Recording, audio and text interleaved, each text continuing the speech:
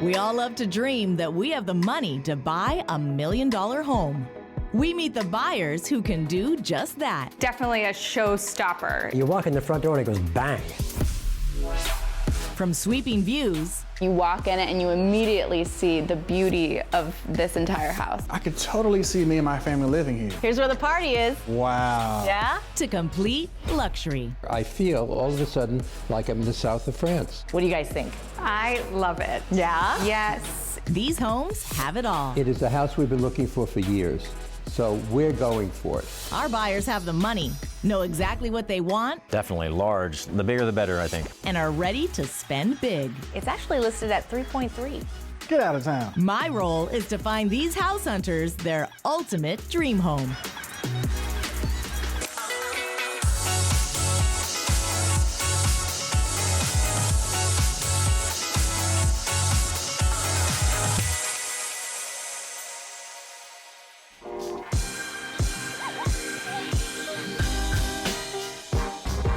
In this episode, I meet Christine and Kirk. They're looking for their dream home near the beach. If you're gonna live in LA, you might as well be close to the beach, You right? can kind of smell the ocean air here, and that's just amazing. I'm taking them around 3 modern showstoppers on the west side of Los Angeles, California. And there's another level to this deck with the pool and the spa, another fire and ice pit, another TV. They need a house with enough room for them and their dogs. Will I be able to find something that will suit their needs? You got the hills on one side, you got the ocean on the other side, you got the downtown on the other side. It's like still being on vacation for us. Let's see if I can find them their dream home. Welcome to $1 Million House Hunters. I'm Viviana Vigil. Today our buyers are Christine and Kirk. They're looking to find their dream home in Los Angeles. We're gonna look at 3 unique properties in West Los Angeles and see which one they choose. Mutual friends introduced us on a tour of Turkey. We were vacationing. Yeah, so we weren't together then, but afterwards we were, and we've been married for about a year now. They're looking for a home with a big kitchen and enough room for their dogs. So we just need more room. We've kind of set a loose goal as like 9 million, but it is flexible. Christine, Kurt. Hi, Viviana. So nice to meet you. guys. I understand that you both have sort of made Los Angeles your home now. Yeah, we were both landlocked.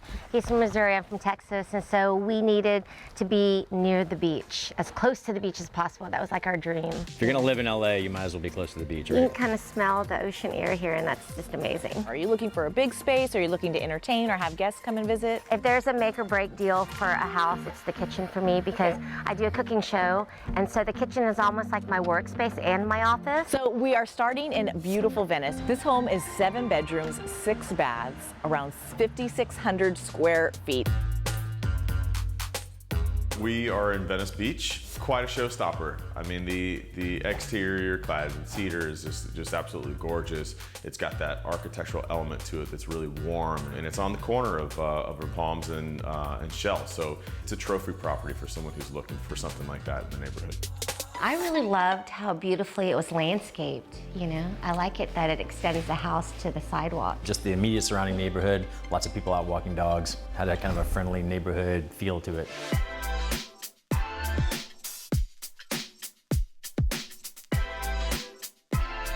Okay, first impressions of this beautiful foyer. Yeah, the natural light's great. Yeah, it hits like so many of the things, like I said, light, Yeah. bright and airy. Like I love pocket doors that open out right into the indoor-outdoor space. This is really pretty. Just spacious, open, lots of windows, lots of light. It's very clean looking too, very modern, but not sterile. It's a nice entertainer's house. The flow feels really good here. Beautiful design. I mean, they really took the detail and the architecture in this home. But I know the kitchen is important to you, so why don't we head into the kitchen and see if it suits you? To the kitchen. Perfect. To the kitchen, love it.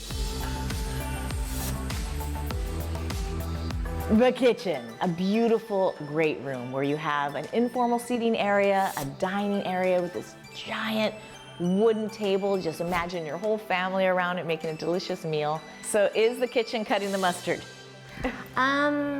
My thing is I want a kitchen that basically opens up to an entire living space, and for some reason this one's like half cut off. It's still pretty, but it's not as big as I thought I, would like it to be. It's more like a peninsula. It's not, you can't really go all the way around it, you know what I'm saying? So you're kind of like limited in how to get to the kitchen. I do love the dining area. I love the indoor-outdoor vibe going, and I like the fact that it's from the kitchen. You can basically see all the way through the house. She can be cooking in the kitchen, I can be cooking in the grill, and we can see each other. It's fantastic. So what do you say we head upstairs, take a look at some of the bedrooms, in particular, the master suite.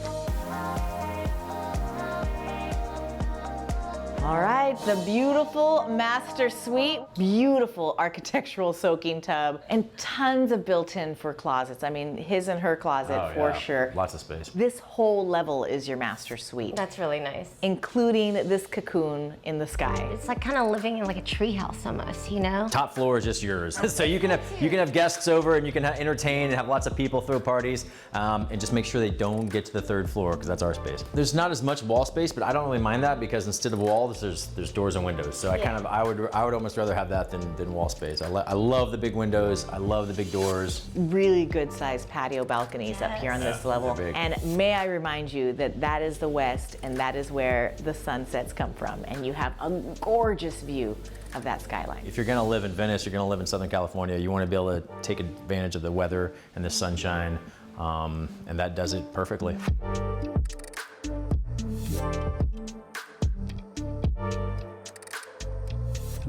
And here's where you get that Southern California indoor-outdoor living. We just stepped out into your patio, but you can't tell because the wall has disappeared. I Love love it. it. The grill is nice. That's his thing, the grill. Yeah. The movement from one room to another, you never feel like you're left out when you're in Kitchen, the dining house. room, living room, deck. So the very big question then is, what do you think this home is listed at? I would say probably between 7 and 8. Yeah, maybe a little, I would say somewhere between 8 and 9. 5,600 square feet, and it's listed at 8.888. Oh, wow. Just under 9. 8.888. You're close. Just below your budget. Right. So it checked a lot of the boxes, but I'm always about more options. Yeah, I'm curious to see what else is out there. Like I said, we're just getting started in our house hunt, and I'm curious to see what Ellie has to offer. It's a good start, though. We still have 2 other properties. Excellent. But I do think that this is a really unique space, so take your time to kind of soak it in before we head over to house number 2. We have 2 more estates to see on the west side of Los Angeles, California. This is like a James Bond house, I Oh, think. it totally is. Will Christine and Kirk find their perfect home? Clearly are entertaining down here. They have a pool table, they have the home theater just to my left. Stay tuned.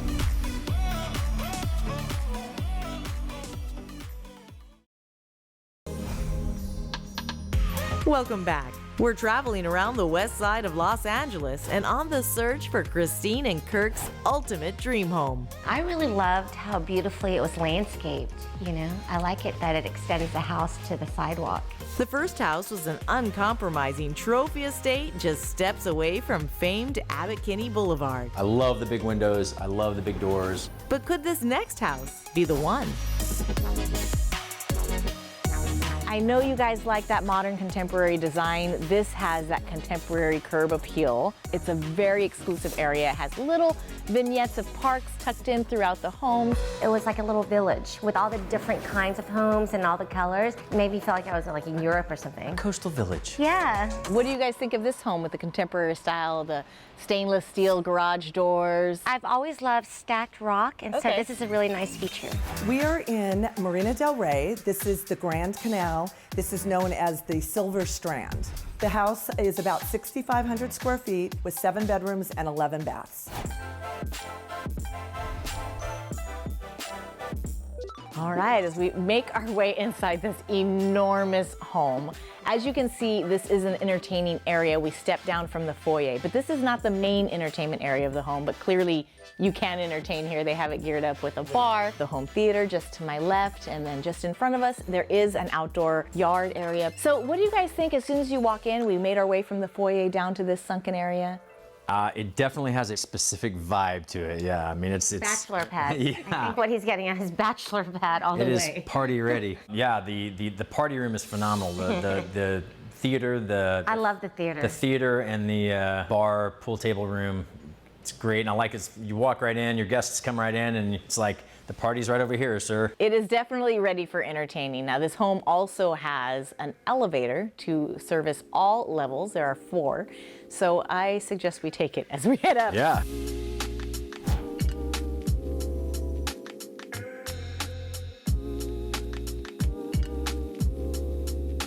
This is the master suite level. This entire floor is yours.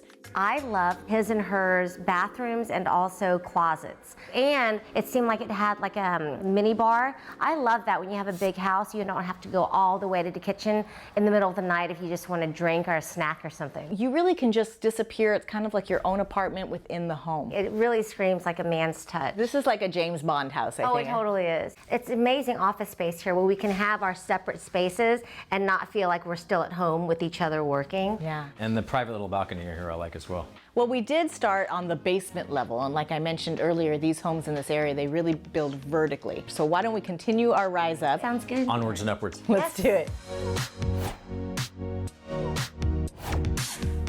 All right, is there enough light in here for you, Christine? You know what? The house was looking really dark and not as bright and airy, but like I said, when I came up to this level, I just don't remember that much anymore about that. And that lower level, you know, is really meant to be dark. It's sort of the boys' room, but here is where you really want to enjoy the light. Plus there, I noticed that they had a really nice bar out there too. So once again, kind of extending like the kitchen out there as well for summer barbecues and things. I loved this kitchen. It's huge. It's laid out to where it's open to the rest of the entertainment and living spaces. And because I do a lot of stuff, you know, for work in the kitchen too, it's a good place to shoot things, you know, and do demonstrations. So I was super happy.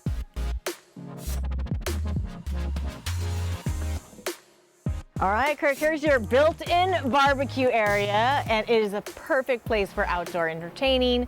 You have your fire and ice fire pit, and there's another level to this deck with the pool and the spa, another fire and ice pit, another TV. You can really hold some major events here. It's overwhelming. The balcony really sells it for me. The big bar, the grill, and just all the space, man, all the space. Yeah, it's nice too, the canal. That's like an added bonus for it. So a question I definitely have to ask you guys is, what do you think it's listed at? Well, when we finally went through all the different levels and then we saw the hot tub, The pool and hot tub on the roof. I was saying 10. Okay. Yeah. So, yeah, I would say anywhere between 8 and 10 would be my guess. It's actually listed at 5.499. Wow. You get a lot of house for your dollar. Also, it gives you a little bit of money left over to put your finishing touches, personal touches on it. We've seen 2 houses. They've both been near the beach, but I'm curious to see something else that's maybe a little bit more of a variety. Yeah. There's only one more luxury home left to see on this house hunt. All right, you guys, look at these views. We check out this massive unit perched high above the Wilshire corridor. It's very light and it's bigger than I expected it to be. Is this high-rise home what Christine and Kirk are looking for? The views here are just phenomenal. Like I think that's like the #1 thing about this spot. Stay tuned.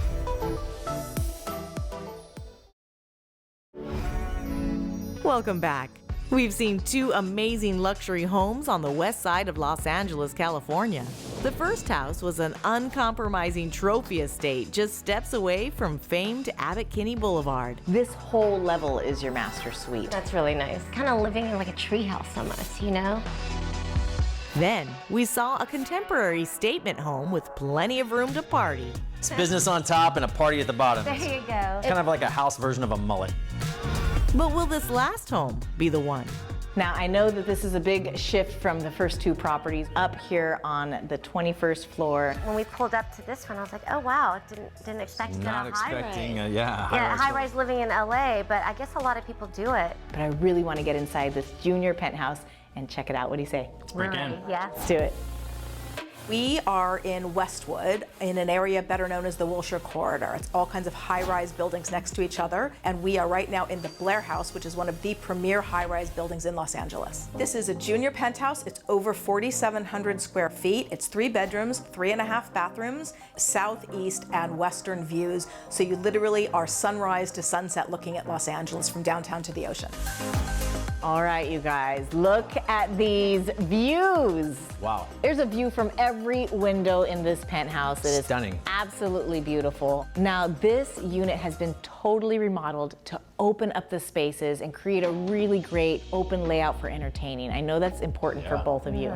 The current owner obviously is an art collector. So some of these pieces could be negotiated in if you really like a specific piece. You have your fireplace, of course, plenty of balconies on each side. You've got the hills on one side, you've got the ocean on the other side, you've got downtown on the other side. Although it's very spacious, it's also very cozy. Like it's intimate, but open. There's so many vignettes, obviously has that designer touch. You have little nooks, conversation areas. It's a completely different experience than the first two properties we saw. Oh, certainly. Well, we asked for variety, and you definitely give us variety. The building's great. It's obviously on a main streets, main location, easy access to the freeway, so that's nice. And I know what you're ready for. The kitchen. Yeah. Let's go see. Let's go. All right, Christine, this is your wheelhouse. First impressions? It's very light and it's bigger than I expected it to be. You do have your center island, which I we're do. really interested in. Custom wood cabinets, beautiful stainless steel appliances. I also like that there's a balcony too. That's a nice touch. But the thing is, I always want the kitchen to kind of flow into the entertaining living space so I can feel like I'm a part of what's going on. At least and the not dining cut room off. area. Yeah, you want to be able to. You want to be cut off in the dining room area when you're in the kitchen. So what about the color and the countertop? The counters I might lighten up a little bit, but the cabinet work, I like it a lot though. And then perhaps knock a whole wall. Knock a wall. Knock a wall down. Yeah. There's also a beautiful formal dining area with a unique, one-of-a-kind dining table made uniquely for the space. Yeah, I saw that. I kind of liked it, how it fit just perfectly with the layout of the room. I like that personal touch to it. Why don't we head to the master suite and see how that does it for you? Sure. All right, go. come on.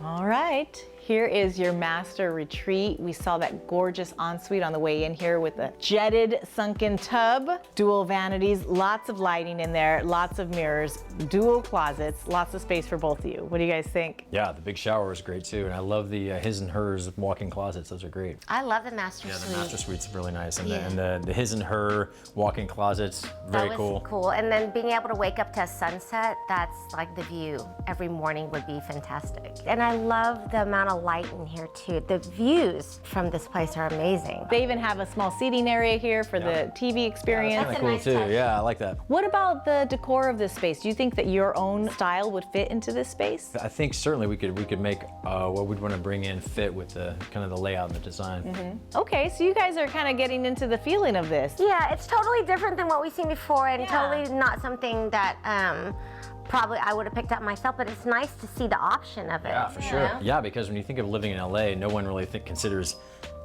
high-rise living, you know. But it definitely has a sense to it that I like, and it's, you know, overlooking the city is nice. To be able to wake up to a sunrise every day like that. Gorgeous. Yeah, really nice. I could get used to that. And you can watch the sunset as well.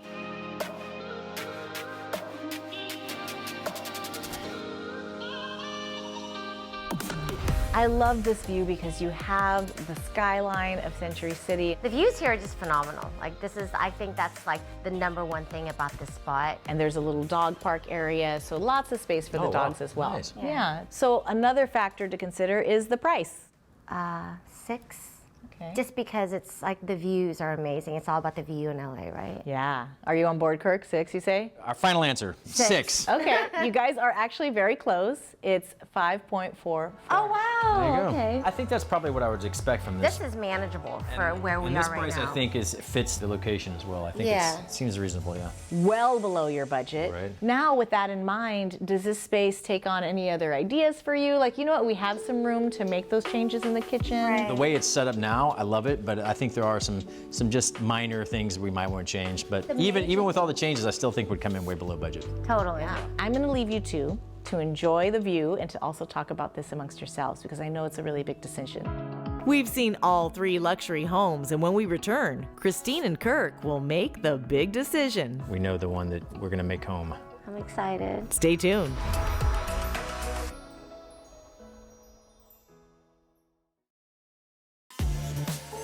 Welcome back.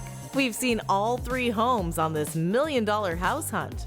The first house was an uncompromising trophy estate just steps away from famed Abbot Kinney Boulevard. The movement from one room to another, you never feel like you're left out when you're in Kitchen, the dining house. room, living room, deck. Our second stop was a contemporary statement home with plenty of room to party. The balcony really sells it for me. The big bar, the grill, and just all the space, man, all the space. It's nice too, the canal. That's like an added bonus for it. The last house on our tour was a massive unit perched high above the Wilshire corridor. I left Christine and Kirk for some time to think. Let's see if they're ready to make the big decision. Okay, so we've seen 3 very different but unique and fantastic homes. Yeah. Okay, so number 1, Venice. I loved it. Silicon Beach, close to the ocean. It's a great neighborhood. The neighborhood and location. Honestly, there was only one thing that there was a con for me about, and that was the kitchen, but the space was so open anyways, I wouldn't feel so cut off. I could see straight from the kitchen out to that really nice little patio and you terrace. can do a lot of cooking out on the deck. Totally. Out on the patio with Yeah. your grill. The bedroom, that was great, The whole wasn't bed it? Floor, the bedroom That floor, master bedroom floor. floor Yeah, was really I like good. that. So number 2, the party house. I loved some of the cool fun features of it, Yeah. like the movie theater and the pool room. The third floor was it's fantastic. amazing, but the house felt a little bit too hard with the darkness, Yeah, and I don't think we need that much that room much space. just That's yet. a lot of space. It is. Number 3.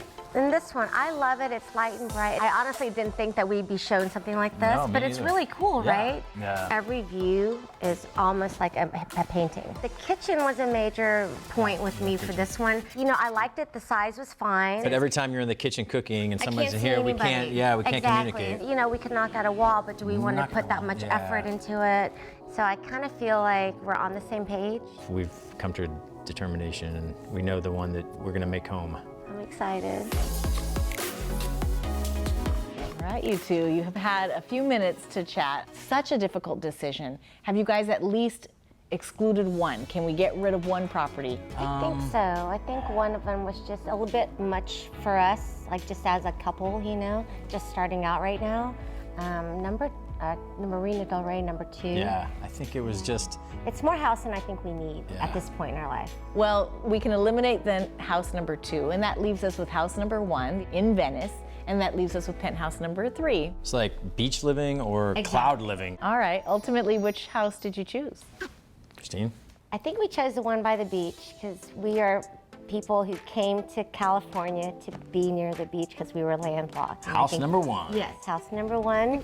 That was our dream, and I think we're gonna try to make that happen. The main level was open, a lot of natural light. I felt comfortable. Like I walked in, I was like, this is home. The master floor was really cool. I like the fact that the whole floor was just for the master suite. It was just really serene too, Yeah. you know? It was a nice home, not just a house. It was like a home, and that's what we're looking for. Congratulations, that is very exciting. It sounds like you need to call the realtor, put in an offer right away. Immediately. Yeah.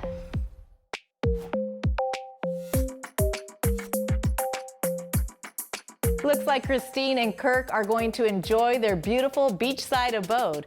Thanks for watching. We'll see you next time on $1 Million House Hunters.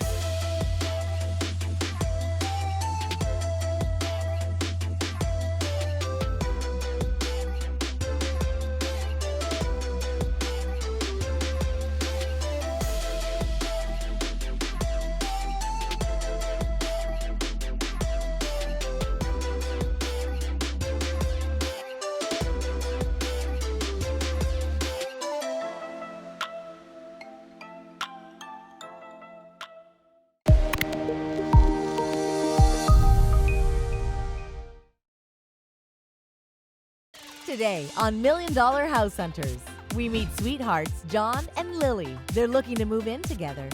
He needs room for his instruments and she wants a big kitchen. They're about to see 3 amazing properties in Beverly Hills. Wow. A beautiful kitchen. Yeah. Will they be able to find their 90210 dream home? Stay tuned.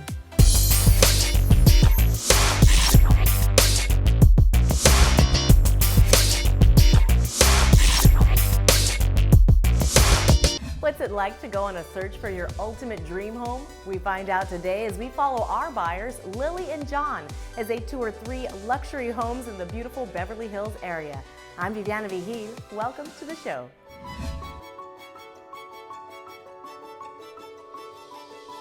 Hi, I'm John, Hi, I'm Lily. and we're looking at houses today, and we're hoping we can combine our families and upgrade and move in.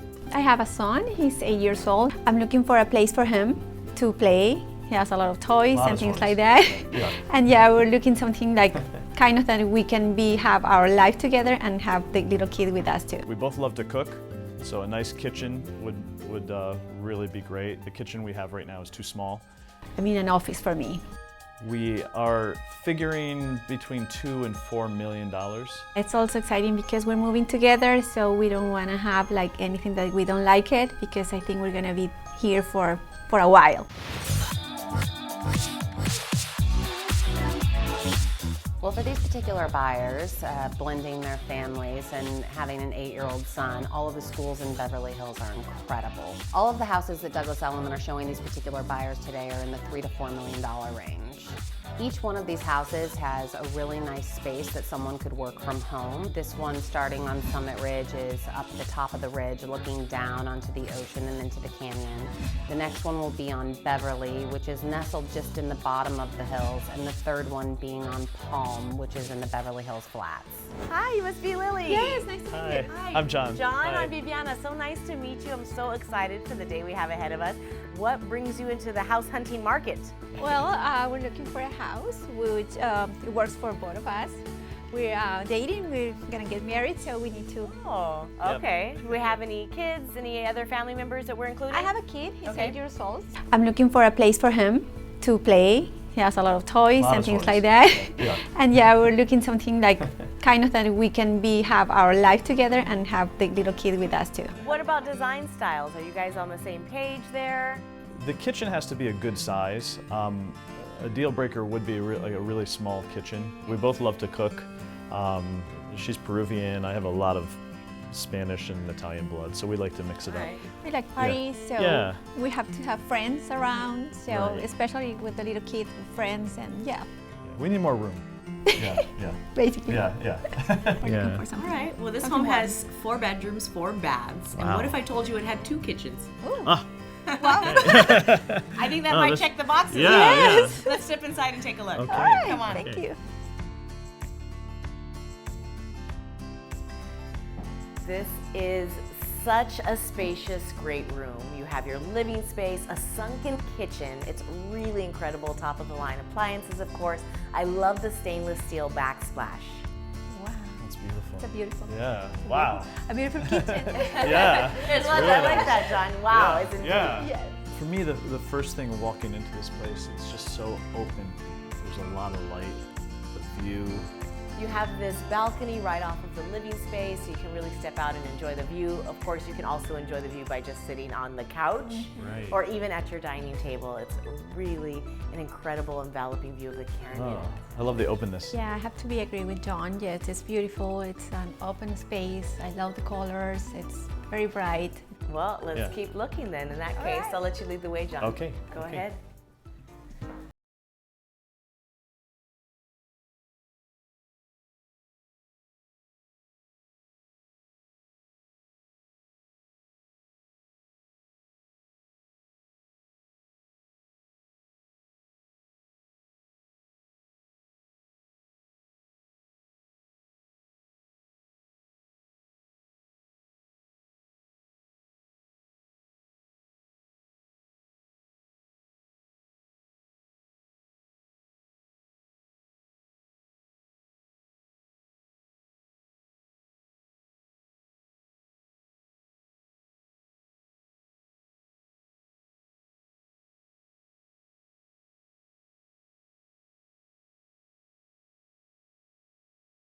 More Baby room, blue? it's a little more spacious. I like the bedroom. I think why he doesn't like, but I think I like the way that it's designed. 2 floors, independent, so we can be doing something here, and my son can be doing something downstairs. It's beautiful.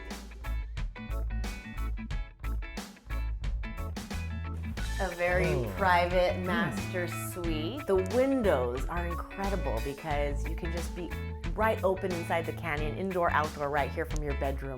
There's a gorgeous walk-in closet, you know, really beautiful glass enclosed shower with a soaking tub. I know you guys had a chance to peek in there already. Yeah. What did you think of the space? I like it. Yeah. I like the color. I like the closet. Yeah. It's for me. It's okay. It works for you? But The tile was a little funny color for me, but But I mean, I'm not complaining. But not your taste. That's Not my okay. taste, You know, yeah, and that's a fairly easy thing to switch out and Sure, fix. sure. Okay. Although you might have a hard time because Lily likes it. Come on out to your beautiful deck balcony. Wow. Beautiful. Isn't I it can lovely? see Jacuzzi tub. Yes. Excellent. And as you saw, there's the galley kitchen that's downstairs, so you don't have to keep running upstairs to your main kitchen area. You can very entertain your convenient. guests, get Yeah. more cold drinks. You can keep your food hot. You don't have to keep it all outside. It's really, really a usable space. 2 kitchens is a plus. A lot of fireplaces. I see that we can have a lot of parties. We can have our friends without interrupting, the kid or us. Right. Yeah. Yeah. What do you guys think of the view? Oh, it's Awesome. Is it lovely? Yes. Yeah, it's upstairs right here. It's awesome. Yeah, Actually, I love it. yeah. Yeah, I love it. I love the house, but thinking about my son, it's sometimes he has a lot of toys, and the balcony is beautiful, the view is beautiful, but I'm talking about safety.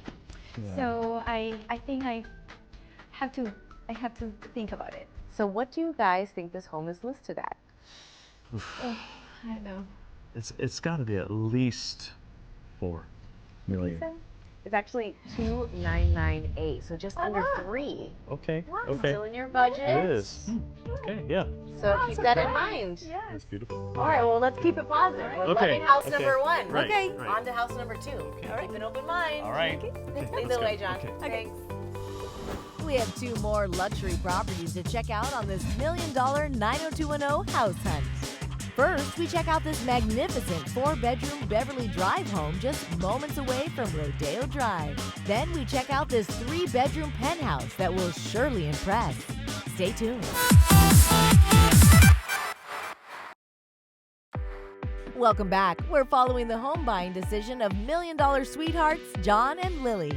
The first house was a 3-bedroom contemporary with an amazing master bedroom and gorgeous views. But the house didn't quite check all the boxes. Up next, we check out this 4-bedroom home moments away from Rodeo Drive. Will this be the one for John and Lily? We are located in Beverly Hills. The location is about as good as you get. The house itself, the architecture is spectacular. There's beautiful, beautiful waterfalls in the back. There's a meandering waterfall in the front of the house. The sound, the quietness. This house basically has it all. How would you like to have a 90210 address? Of course, the dream. It's a really great property. It's located right across an orange grove that the city actually owns. This is a contemporary style home, which I really love because it sort of fuses the modern with that Art Deco style, and I think you guys can really put your own stamp on it. 4 bedrooms, 4 baths, just over 3,500 square feet of living space. Great. It's a really unique home. Let's take a look inside. Okay. Let's go. I really feel like this is a very elegant living room. This is neat. Imagine having some cocktails here. I love the granite mantle, fireplace surround. It's really decadent. How do you guys feel about the space? Yeah. I really like it. It's a party place. Yes. Yeah. I like the wood floors. Yeah, the inset lights are really Lights, nice. yeah. The It's floors are beautiful. very nice, actually. Coming into the house, it's nice and big and it's grand. The floors are really nice. Lights. Yeah, the light in the room, it's nice and open and bright. Floors are Yeah. gorgeous. It is a very sophisticated home, I feel. Yes, and also I saw a beautiful kitchen there. Oh. So There's so Yeah. much to see in this house. Let's Yeah. keep taking our tour because I Alright. know there's going to be some surprises around every corner. John, Okay. go ahead and Okay. lead the way. Okay. let's go. Light and bright. Yeah, I like the white. Views to the orange grove. It's perfect. The kitchen has a lot of storage. Yeah, a lot of storage. And that's also bright and you get that view out to the orchard, Yeah, that which was is really perfect. neat. Yes. Really beautiful. I love the ceiling detail. I love the great big window in front of the sink. And I love that you have this eat-in nook in the kitchen with that Yeah, circular yeah. window. It's a 180-degree view. And like I said, right across the street you have orange groves. So what do you think of the decor in this kitchen? It probably could use some updating. Some of the appliances in the kitchen need a little upgrade. Like we were told, it's turnkey, it's ready to go. We don't have to spend extra money right away. Well, it kind of like it. It's not my style, but I think I like it. Yeah, I kind of wish it was a little more open. Okay. You know, but it's nice. I mean, it's really nice. Well, why don't we check out some of the bedrooms? Okay. Let's go. Such a sexy master suite. I feel like it has both the masculine and the feminine. It really is in good balance. I love the style of what they've done with the space. Do you think that you would put your own touches on it, or do you like the wall color and all the rest? You might want to change the wall color, I right? think the wall. Yeah. The wall color. Brighten it up. Yeah. Brighten it up, Okay. brighten it up. Yeah, yeah. I can change some colors in the bathroom. Then we'll be okay. Yeah, Right. minor stuff. And you guys saw the bathroom. It has a his and hers vanity, It's huge. jacuzzi tub, Yeah. shower. It has a lot of space in there. Yeah. It's probably the biggest bathroom I've ever been in. The bathroom is huge. Huge, That- yes. The yeah. closets. Right. Yeah. Well, I'm glad that you like the flow of the home. It's so important that the two of you both like the master suite. I know you're both going to be living together for the first time, so it's so important that all of those things. Very important. Yeah, it's so important that you both like the space and you feel very comfortable. Yes. Why don't we continue the tour? I want to show you a few more things. Okay, Lead the way, John. Isn't this such a tranquil space? It's beautiful. It really is. It's so relaxing and peaceful. You could take a little nap out here. Yeah. Spaceful. I mean. And you said it's man-made, but It's a man-made fountain, but it looks like it's just coming out of the mountain. yeah, I totally. think they made a very good job. They did. The Oh, yeah. landscaping is Yeah, I wouldn't know. awesome. I wouldn't know. Yes. Yeah. So I'm glad that the home has a lot of things that you do like. We can just change a few things, but it's okay. It works for us, I think. Works for you. Well, what do you think this home is listed at? Oh, I don't know. 3 million? It's actually listed at 2.355. So that's even a little bit below your budget. That is. Yes. Yeah. Don't decide yet. One more, right? I'm just saying one more. One more. Okay. Check out house number 3. Okay. There's only one more house left to see on this $1 million house hunt in Beverly Hills. Will this modern 3-bedroom penthouse seal the deal? Stay tuned. Welcome back. We've seen 2 amazing homes so far on this $1 million 90210 house hunt. The first home we saw was a 3-bedroom contemporary with an open floor plan and amazing city views. Wow. A beautiful kitchen. Yeah. Then we checked out this magnificent 4-bedroom home just moments from Rodeo Drive. Could this 3-bedroom penthouse be the one? So we are in Beverly Hills 90210. You might have heard of it. This is the most spectacular penthouse that you will see.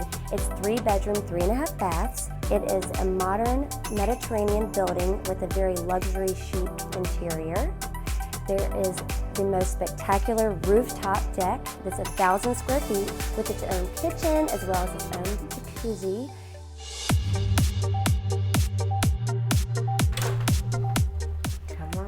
In to the penthouse. Oh. Wow.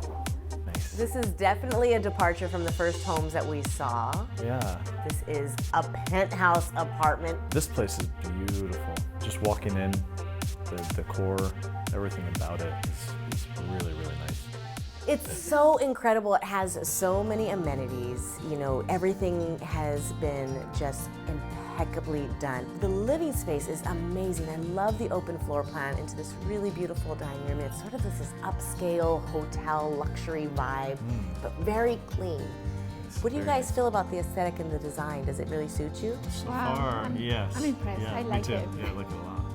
The decoration, right? It works The for me. decoration works. And the kitchen is a fully chef's kitchen. The appliances are amazing. Countertops are gorgeous. I really think you guys will get some nice entertaining done in there as well. Oh, terrific. All right, come on in. Let's keep checking it out. Okay.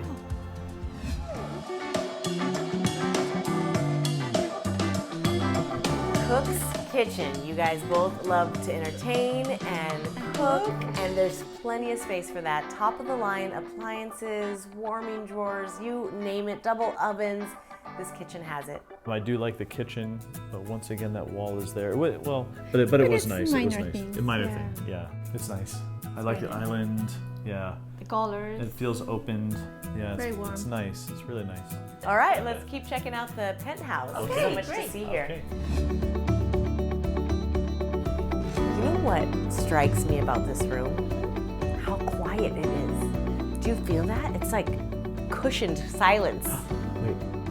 Can you hear that? It's nothing. No, It is so soundproof. It is very quiet. It really is a peaceful space. What do you guys think about this? Oh, it's very nice. It's a small space, but it still having like this charm thing that we wanted. And the ensuite is really beautiful. You guys were checking that out with the soaking tub and the glass shower with all of the rain shower and all the That nozzles. special toilet bowl with all the buttons on it. It's one of those Yeah. fancy toilets. Yeah. This penthouse is turnkey, and we mentioned already that the owner is considering selling it furnished. Yeah. So you can negotiate that into the price. So far so good? So far, so good. Well, I have saved the best for last. Okay. Remember I told you guys about the rooftop deck? Yes. Brace yourselves. We're going? Let's go check it out. Wow is right, Wow. Lily. This is amazing. Ah. You have a full kitchen, you have a hot tub, you have all this space to entertain. It's totally private and unique to you. Right. And can you imagine it at night? Yes. You know, at night it would be really neat. There was a beautiful jacuzzi, an outside kitchen. It's a huge love selling it. point, actually. It really is. Yes. What do you guys think that this home is listed at? I think 5. yeah, beyond our I mean, budget. Beverly Hills, center of Beverly Hills, great location. An exclusive listing. It hasn't even been on the market at all. It's just Okay. a private listing, and they're accepting offers actually between 3.5 and 4 million.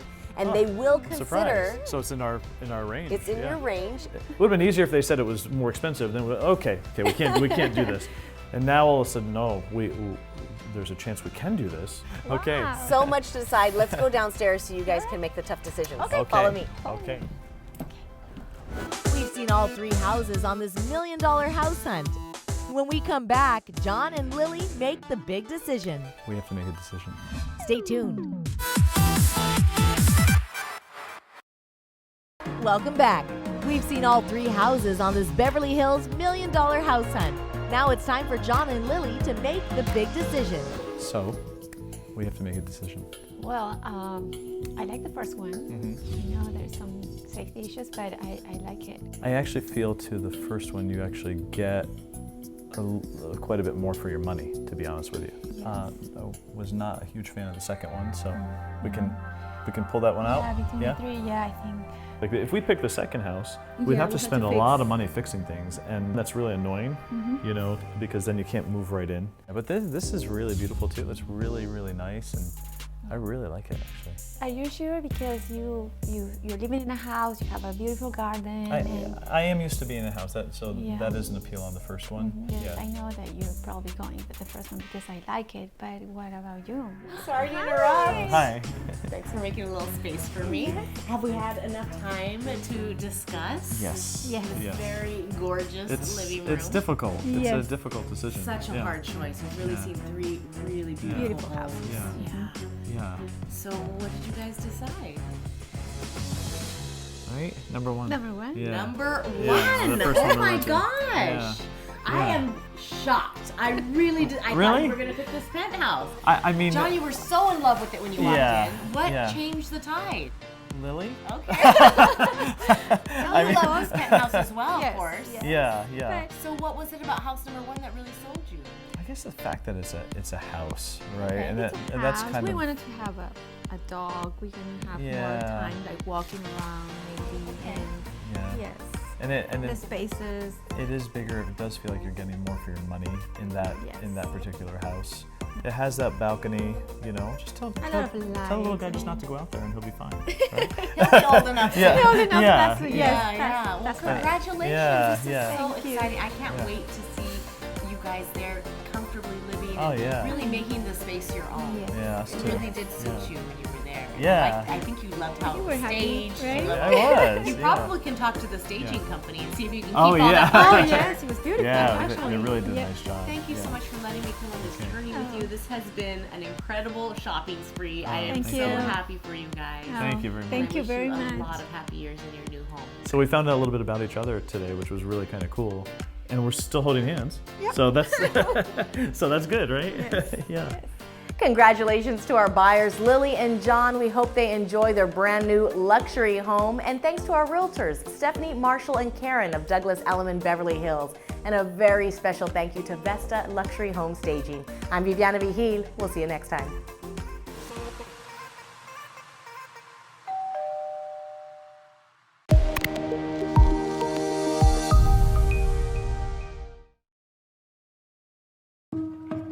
On this episode of Open Homes, a house that blurs the line between art and architecture. A lot of people don't realise that architects are really artists. James gets a tour of this stunning coastal home.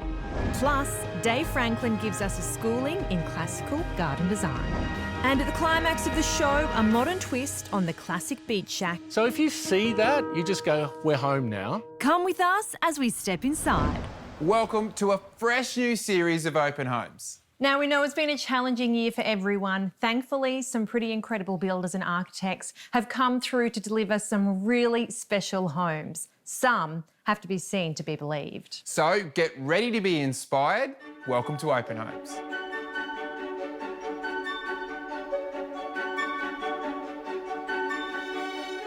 Well, when you think of Toorak, you think tradition and prestige. You wouldn't necessarily think you're going to see a home that's going to break any kind of boundaries. But this next house is an absolute masterpiece.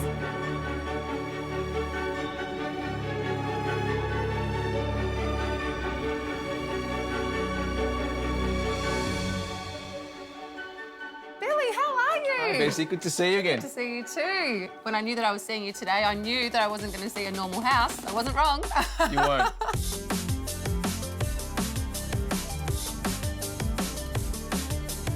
So I couldn't help but notice Jarb House. Yeah, Jarb House. Yep. It's actually the initials of our family, Georgia, Yes. Alexia, Roselba, Billy, Art House. I can tell this is an extension of you guys and your family. Yes, it's definitely an extension of us and all our ideas and aspirations for 14 years since we Yeah. had our first child.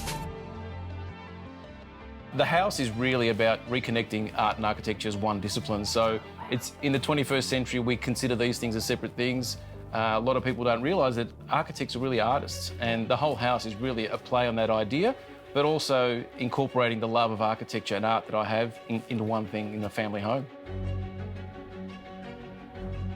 This house is a neo-Baroque home, so we took the principles of Baroque architecture and we translated them in a contemporary language.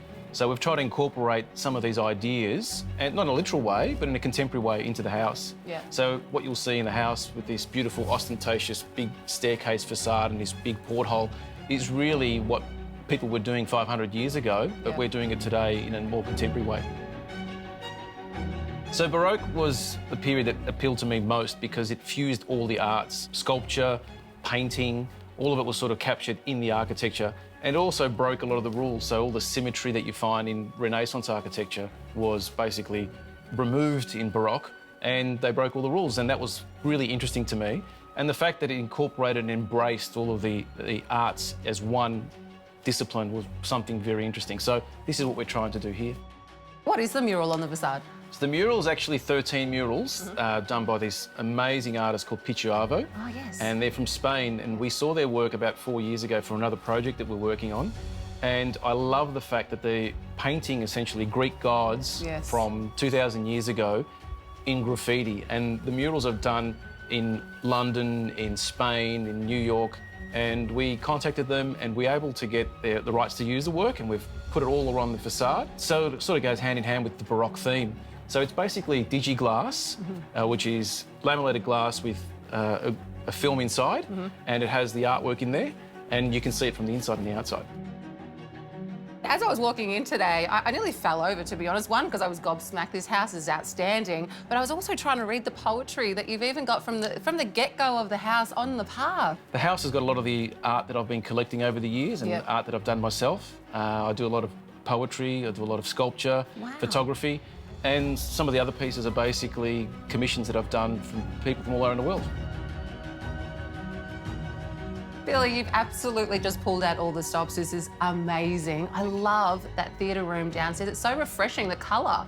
It's a good space to sort of have a completely different experience, and also soundproof, Kids can go down there, we can go down there and experience something else other than being in the general house. This is not a normal house that you just go and have a look at. You experience this house, don't you? That's the idea. we try and make everything sensory and have a different experience in different rooms. And also too, can't go past the little poker table on the corner. Poker table, yes. We've been playing poker for 23 years with my friends, and that's awesome. purposely built for that. Again, just you've made a house for you and your family. Absolutely. Such a representation of everything that you are. Yes, absolutely. So talk me through that great little guest bedroom that's tucked away on the side there. So we are a family of 4. Yep. We have a 4-bedroom home, but we don't need a spare bedroom. But my father-in-law built this house with me, so it's really, when he comes and stays, which he hasn't done yet, to go in that room. Oh, tell me about that process of building the house for your father-in-law. It was great, actually. He was the first one here and the last one out, so we're still friends. No, but it was a good experience. It was a great experience. My father-in-law's built lots of houses with me, lots of projects with me over the years, so to build my own home was quite a privilege, actually. I love the idea. The moment I saw it, I knew that he was on something different. Knowing Billy the way I know, he's always got something different coming up. And I think that was the most difficult part about building the home, was to slow Billy down with new ideas, because we'd get into it, 3/4 through it, and he'd come up with another idea. But in all fairness, it worked out well. You know, when you're an architect and you design a house for yourself, you wear your heart on your sleeve. Yes. And if it gets a bit of attention and people see it, you know, it's there for warts and all. But as I said before, I think it's important to share ideas and just experience this with everyone else.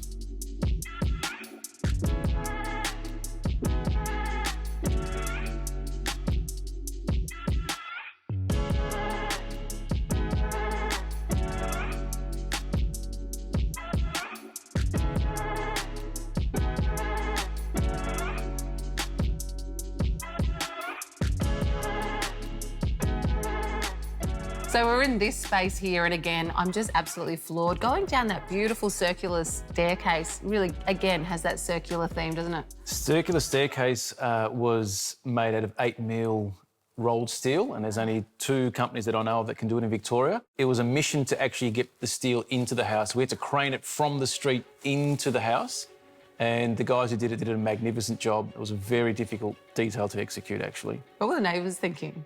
We got a mixed review with the neighbours. By and large, most people love it and engage with the house. There's a few people who, you know, don't really respond well, but, you know, that's with everything. It's really cool how many colours you can pick out of the natural timbers and the natural stones as well, isn't it? And it's a challenge because, as you've seen in this house, there's lots of colour. And sometimes, you know, it can be a challenge because you have this collision of colour. But the idea is to pull strands and threads of all these materials that have a commonality about them. Yep. And then that's how you execute, I suppose, how you curate everything. Yes. So a lot of the furniture that you see through here, my wife has put together over a long period of time. Yep. And we're not allowed to touch or move. That's okay. She's done a fantastic job, I'd be the same. She has, yes. The white porcelain tiles that you see actually starts from the front of the house and goes all the way to the back. Yeah. That is actually the circulation space of the house, but ultimately is the art gallery. So the space that you use, that you go from one space to the other, is actually the art gallery itself. And that's where you'll find all the artwork through there. And the idea is that, again, it connects every room. So you'll start from the outside, you'll come into the house, and you'll end up outside again. It's been such a great experience actually experiencing this house. Thank you for coming. You're welcome anytime. Yeah, thank you. What are the plans? Where are you going after this one? Well, my wife said to me that we're never doing this again, so I don't think we've got plans to do anything else after this. So I think we're here for a while. Up next, a striking home in Sydney's Northern Beaches.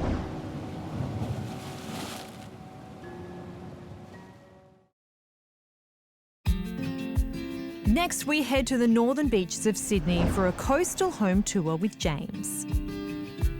Welcome to North Curl Curl on the northern beaches of Sydney. This stunning coastal location is full of amazing architecture like this stunning home. What do you think? It's filled with great contrast, beautiful timber tones and outlooks out over to the ocean. It looks great on the outside, but I can't wait to check it out on the inside too. James is catching up with Open Homes favourite Paul from Peninsula Homes, who has amazed us every series with his stunning coastal builds. I can't wait to see what he has for us this time. It's great to walk into, Fantastic. Paul. I love this. Crikey. What's not to love about that, hey? Mate, it's all about that view, isn't it? I mean, this is an amazing location. Yeah, hits you straight as you walk in the front door. I don't know whether I could actually bear living here because I wouldn't want to leave. I just feel like you're on holidays every day of the year. Did the clients have this site or did they go searching for this site? They had this site for a couple of years, hadn't lived here, but did have the site and had DA-approved plans by a local architect, Archisol. But we actually went back into council with some revisions to those original plans. This is an amazing location. We are slightly sloping, so it has to be sort of pretty specialised for the site, which is important, but I think it's all about that angle, isn't it? I mean, that's the views. It looks like we almost have 180 views out to the ocean. We do. We see right up the coast, the golf course at Long Reef, and then you practically feel in the water when you look out that side. And I can feel that beautiful breeze just flowing through here. I mean, this is a large open plan space, but it feels even larger because of these massive windows. Yeah, the windows really connect you to the outside, and certainly the bifold doors connect you through to the alfresco and the pool out there. And then that ocean breeze is ever present in this location. From the outside, when I turned up, the house particularly strikes me the way it sits on the block, but also your use of finishes. You've got that nice contrast between the dark windows and the white walls, but that beautiful use of timber. Talk us through the facade choice. So the spotted gum came together with the exposed steel and really gave some interest to the home. And we use the spotted gum in locations up under the eaves particularly where it doesn't get exposed to the weather and that ever-present salt air. So it stays looking good and doesn't need that maintenance.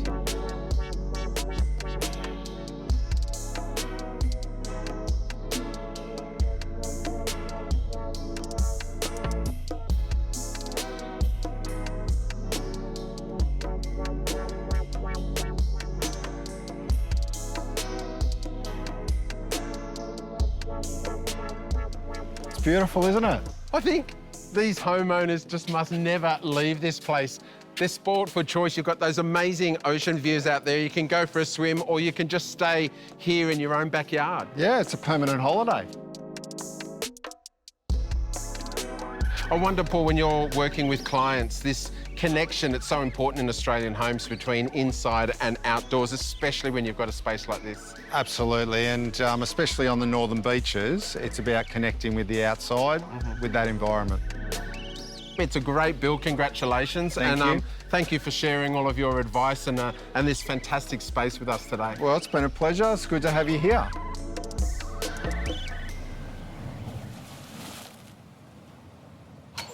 Well, what can I say? It's an amazing home. Of course, the location is picture perfect, but to create a home like this, it's about creating a relationship with your builder, and they've definitely done that.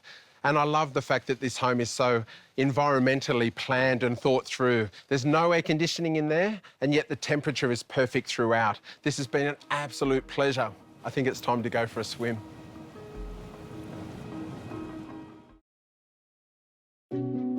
Next, we're in the leafy suburb of Camberwell in Melbourne to see a classic Dave Franklin garden.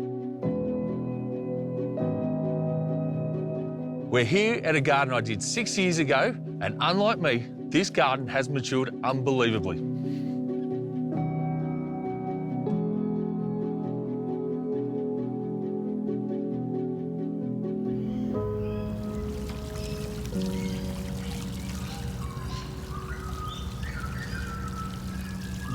Talk about a revisit. This was done 6 years ago, and it's always great to come back and have a look at a job that's really established at the same time. When I rolled up here, I saw their young son, Jack, and he's 19 now. When I did this job, he was 13. Now he's driving, so that's how long ago this job's been done. You've pulled me out of my Bayside bubble today, all right? So basically, this is not your typical Brighton job here. But what people don't realise is that I actually did all my training here in Camberwell. So basically, all the streets here, I've got 1 or 2 jobs that I've done before, and this is where all my classical training comes.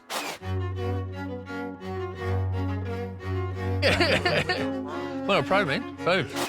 I remember this design because this was one of the biggest ones that we'd already done. I was fresh starting with Franklin Landscapes as well at the same time.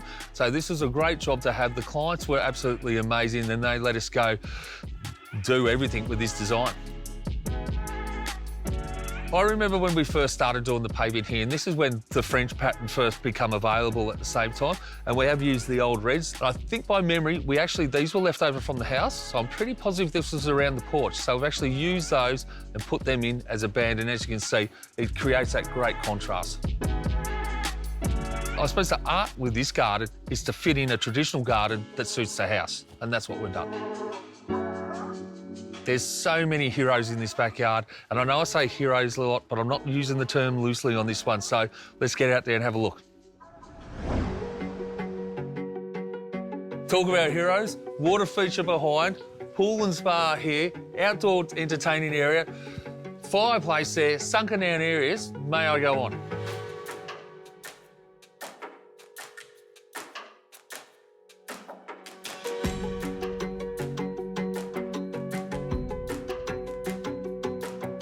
In situ concrete. Now, this was done 6-7 years ago, so this is before it's become a big fad.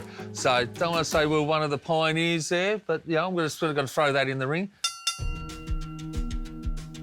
The best thing about this backyard, we've got everything in this backyard. It's not absolutely huge, but it is zoned off, and that's why I love the different level changes as well. So we have created a fireplace and barbecue area, and we've got the outdoor al fresco as well.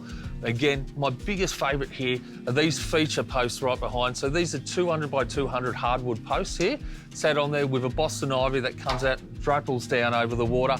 That is amazing.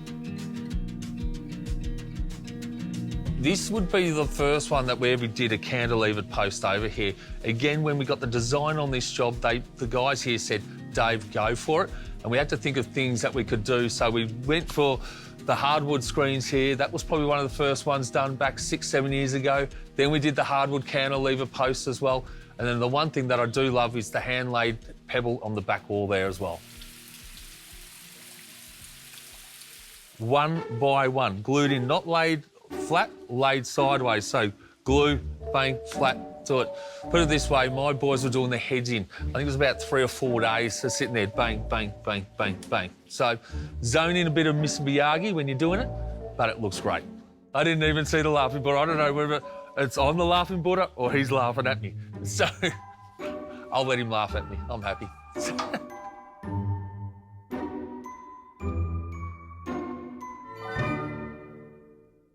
Old school planting here, azaleas, gardenias, arthropodiums, sort of whites and pinks as well. And as I say, Shauna's obviously put some other stuff in. We've also noticed the arum lily. Not a fan of Shauna's, reminds me of White Lady Funerals, but I don't mind it at all. The bear, no, this is a personal choice from Shauna and Anthony.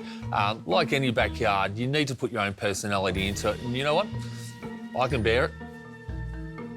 Pun, too bad.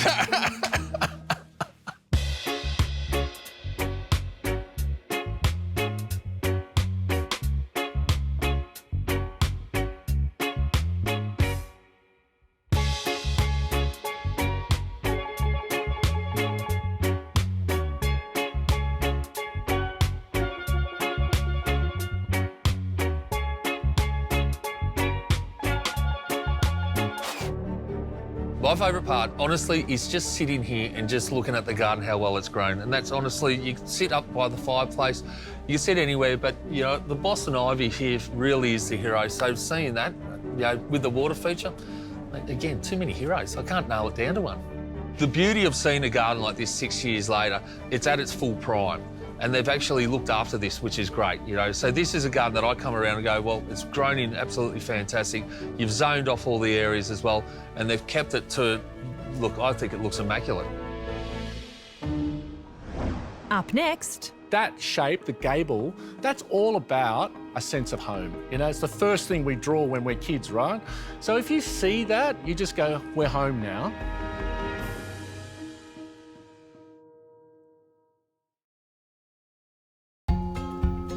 Now we can finally reveal this house in one of Australia's favourite beachside destinations. in the heart of Byron Bay today to show you an architecturally designed home with a striking coastal modern facade. We're catching up with architect Joe Snell, who's going to show us through his latest project, a modern twist on the old weatherboard beach shack.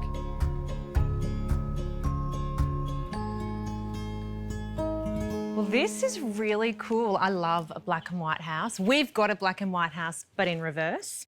It's always so striking, such a good combination. I call it a coastal modern look. We've used the linear weatherboard because it's just got really crisp lines, and in this instance, it's all about the fresh white horizontal look.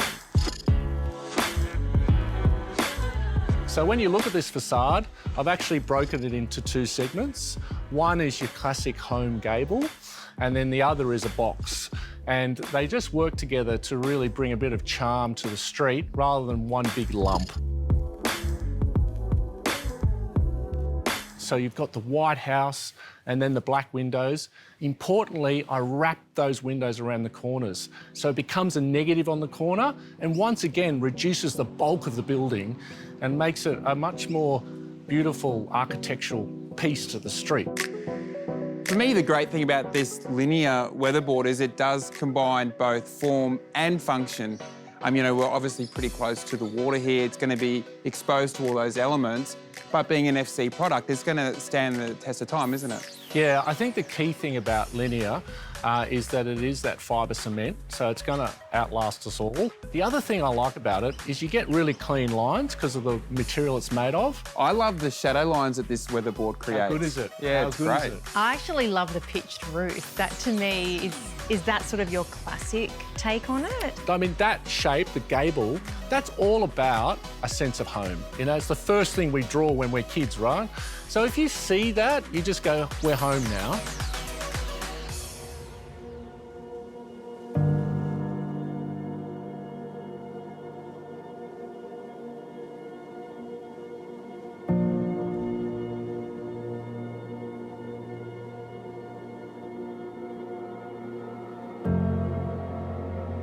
Well, I guess if coastal modern was your brief, you've certainly carried that through inside the home. Yeah, no, well, the key to this space, and it's a lovely big open plan sort of space, is actually the doors. It is. So you've got two big panels here that slide right back to get that opening, and then you've got these two as well. So it's just that corner piece, it totally opens up because the real essence of this site is all the trees, the reserve that's out the back, and the idea of having this open plan and bringing that outside in, the cross ventilation and the greenery, bringing that in is key. Instead of putting the pool out the back, which we've got to stop doing that. Instead of putting the pool just out the back, we've actually brought the pool into the house. So whenever you are moving around the house, when you come in the front door, the pool is right in your space and in your life. You know, you've got to see a pool first as art and a landscape, and secondary as a swimming pool. Yeah. Because at the end of the day, you know, you only use a pool like 1% of the year, even active people. Yeah. So use it first as landscape. I love nothing more than looking at our pool, and I reckon I get in it, what, 3 times a year? If that, yeah. But I love it. And like you say, the pool is the art, but so is that beautiful greenery. So if you can just have a house that completely takes that in, you're halfway there, aren't you? Absolutely. The body of water in a pool has got a cooling effect, not only in reality of air actually running across it and cooling the house, but just the idea of a pool and the reflection of light off it, it feels cool in your mind. So guess what? You start thinking, oh, I'm not having such a hot day in Byron Bay where it does get hot. I mean, the key thing when you're creating a coastal home, it's very tempting to just do it all cool, but it's still a home, so you've got to bring in an element of warmth, and we did that here with the timber floors. So we just brought them right through this open plan living. It just sets off the home as a warm place, but then everything else is about a cooling breeze and connection to the outdoors. You also have to think about budget all the time. You know, sometimes I think people get carried away with trying to put a finish everywhere, and the budget just explodes. So one of the ways to to get around that is just to understand what your heroes are. So in this room, there's no doubt that the hero is the kitchen. So we have spent some money on the stone there. And then we've got the timber floors, but if you look at the actual room, it's just a plasterboard room, but we did expose the rake of the ceiling. So that's a little bit special, but it's actually not that much more money than if you just did a flat ceiling. So I think it's always about meeting your client's budget, making sure that it's still got wow, but just knowing where to spend your money. I go into so many houses and they've just spent money everywhere. It's almost like you need to know your story so you can find your hero and just go for that.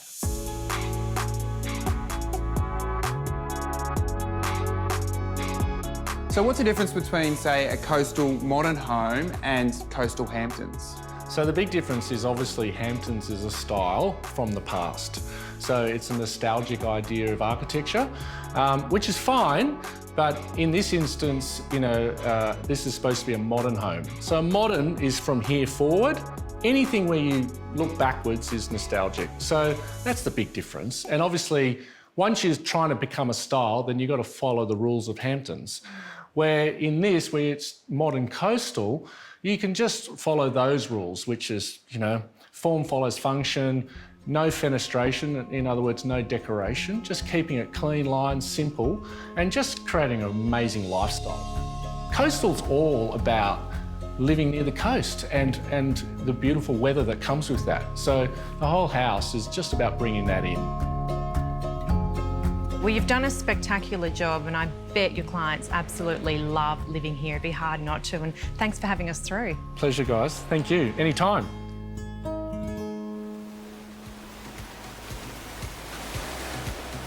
Thanks for watching. We hope you enjoyed it as much as we did. If you would like any of the behind the scenes, including recipes, make sure you check out the Open Homes website and socials. See you next time.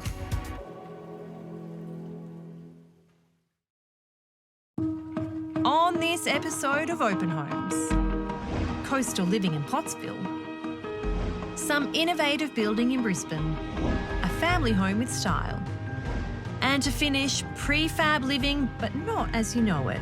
Just wait till you see this. After everything was cleaned up, that's when Ray approached us to do two things, basically. One, a house for Ray, and two, a house or sanctuary for the Joeys.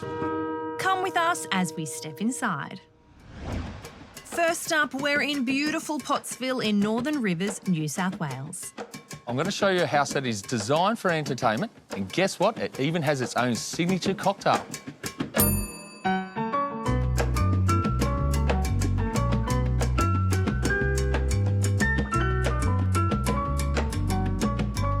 Nathan, thanks for letting us in to have a look at this place today, mate. Can you tell us, how long have you been here and how'd you come up with the build? We've been in here just on 4 years now. We've designed the place ourselves with the help of an architect. It took us a good 1 or 2 years before we actually come up with our final plan. I love these materials that you have here. It's really raw, and one thing that people don't know, the beach is pretty much just behind me over here. That's right. And as you said, at your back doorstep, isn't it? But how did you come up with these materials? Yeah, the timber we sourced from New Zealand, Bodo wood. It's a renewable pine. So the sustainability about that is really good, obviously, for a startup, because I'm looking at all these materials here. Like, we've got the timber doors, we've got the concrete, we've got the stone. It's very sustainable, isn't it? Yeah, we like the look of the timber, the different textures of the concrete. One detail I do love is this cantilevered step right here, mate. Is this your design? Yeah, we really like the cantilever style and the look, and you'll see we've used it throughout the house. The master bedroom, we've got cantilevered over to get that sort of view of the creek. Come through and I'll show you. Let's go in.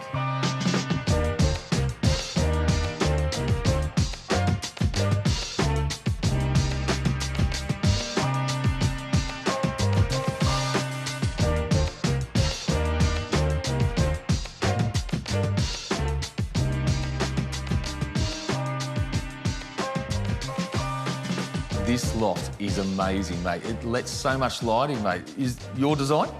Yeah, we come up with this design, me and Bron. We really need to let a lot of light into the southern side of the house. Yeah. So we've got plenty of glass up there on the northern side, flows through, and it really lightens up the house. One detail I do love is your staircase. Now, it's not straight like normal houses here. It's on the angle. Reason for that? Yeah, we just didn't want a box house, just a big square box. So we've angled this down here in the bedroom, and then it's sort of reverse angle on our master bedroom down here, which cantilevers over on the opposite side of the angle. Well, it does create space, though, when you walk in, doesn't it? Because it splays out, and that, to me, I think is a great detail. Now, I'm just going to say, it looks like your wife has helped you here because, you know, us men can't do this good. I'm just telling you, all right?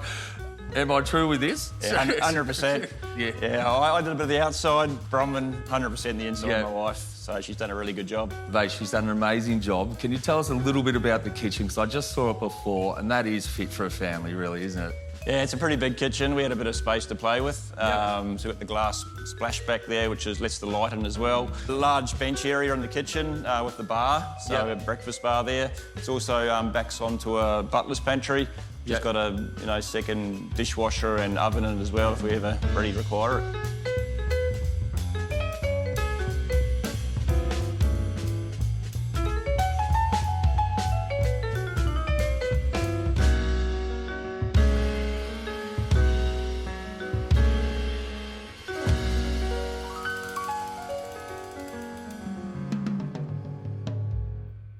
Well, I've got to say, one thing I do love here, we've got Sansevieria growing inside. You've got it at the front door, and I've noticed you haven't got it at the back door as well. And people don't know this, it's called mother-in-law's tongue, isn't it? That's right. So it seems like it's loving life in here. Yeah, it's going really good inside here. It's one of the only plants we could find that would handle the heat and the low maintenance for them. They're great. Yeah, well, struggles in Melbourne, but it's thriving right here at the moment. All right, favourite room of the house, you got to tell me. Oh, it'd have to be my man cave down the back. You want to come down and check it out? Mate, I love a man cave. Let's get out of here. Let's have a look. Let's go.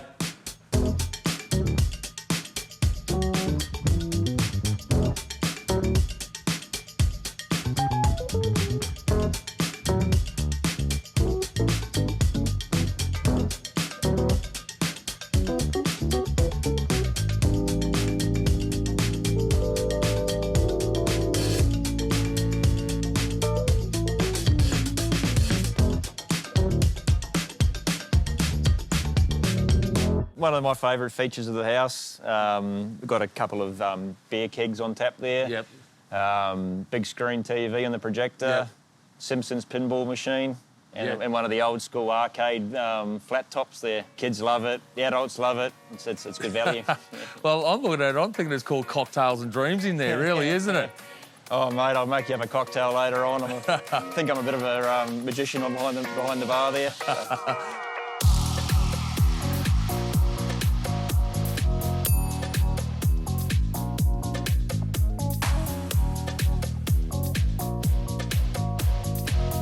Up next, some innovative building in Brisbane. Next up, Michael is in Coorparoo in Brisbane's south side. With people spending more and more time at home these days, one of the strange byproducts of the coronavirus outbreak is that the construction industry is booming, and sometimes it can be hard getting trades on site. But as Joe from Signature Property Partners is about to show us, by using clever new building materials, he can eliminate the need for certain trades, saving him time and his clients money.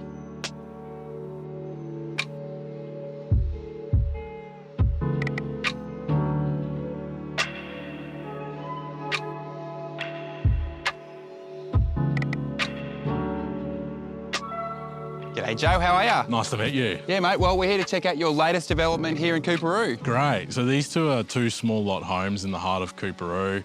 They're fluted facades lined with these two lightweight substances on the outside of the building. The challenge here was creating two architectural homes a bit different to what traditionally gets built around here. Well mate, the outside looks fantastic. Should we duck inside and have a look? Yeah, done, let's go. All right.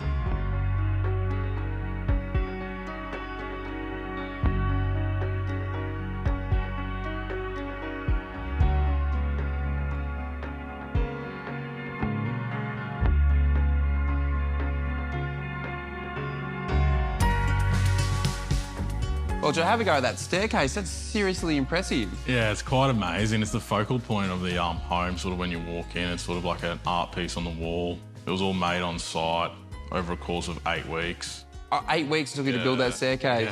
Yeah, well, it definitely pays off. And like you say, it is just the hero of this space. The most tricky part was actually getting the handrail to fold around the staircase in a curve out of stainless. Yeah, I think like curves in the home are great because it does break up those sort of sharp angles.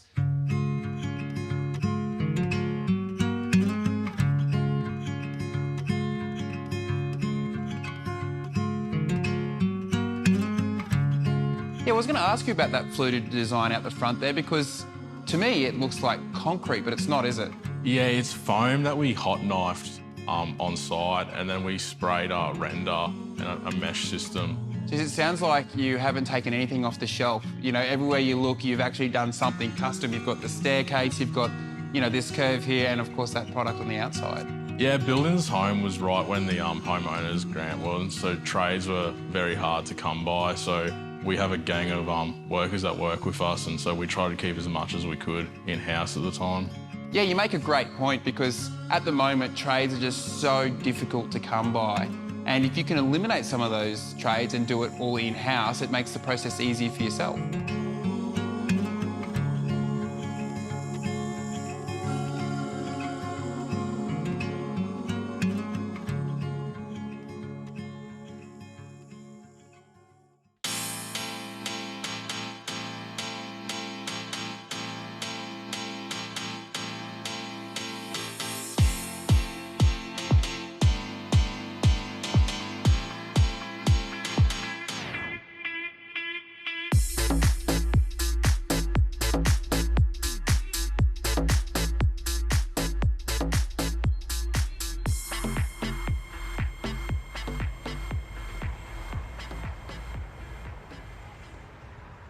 So you've actually managed to fit quite a lot into a small block, and you've even been able to put a rooftop terrace in.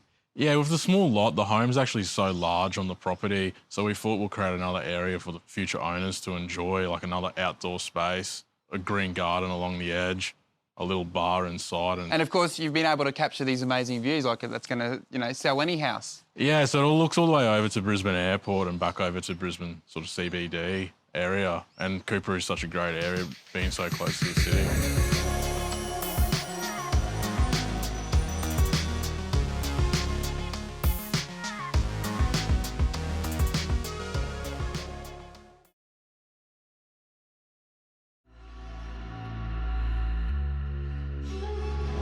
Next up, we're in Victoria. So I had a lovely 3.5-hour drive out to Wodonga, and I was expecting to see some beautiful country homes, but by the looks of it, I think I'm in for a surprise.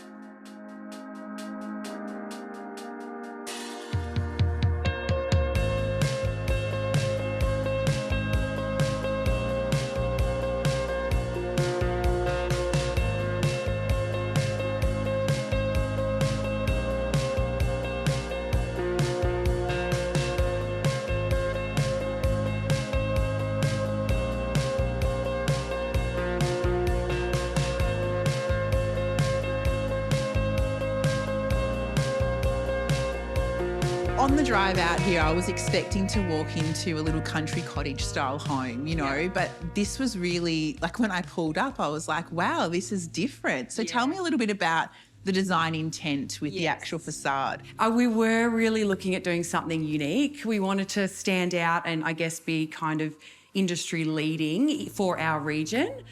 So yeah, we came up with this parapet kind of facade. So, and we've got these metallic bricks that really inspired us, lots of warmth and grandeur. And the great thing about the facade is it created this really big void when you walk into the house. It's a 3.7 metre high ceiling in the entry, which we carried through to the master.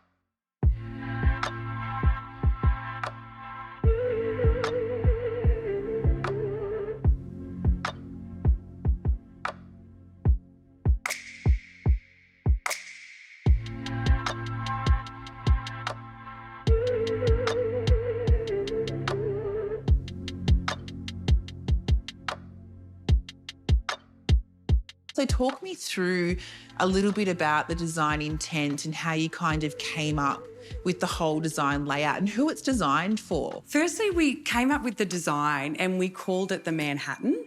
And I think that kind of spiraled us into, you know, a certain way of thinking, quite sophisticated and classy and luxurious. And that, I think, spoke to a lot of the fixtures and fittings and colour palette that we have here. But with the master and the walk-in robe and the ensuite, I mean, a lot of people talk about like a retreat in a bedroom, but we wanted it to feel really spacious and a bit of a getaway.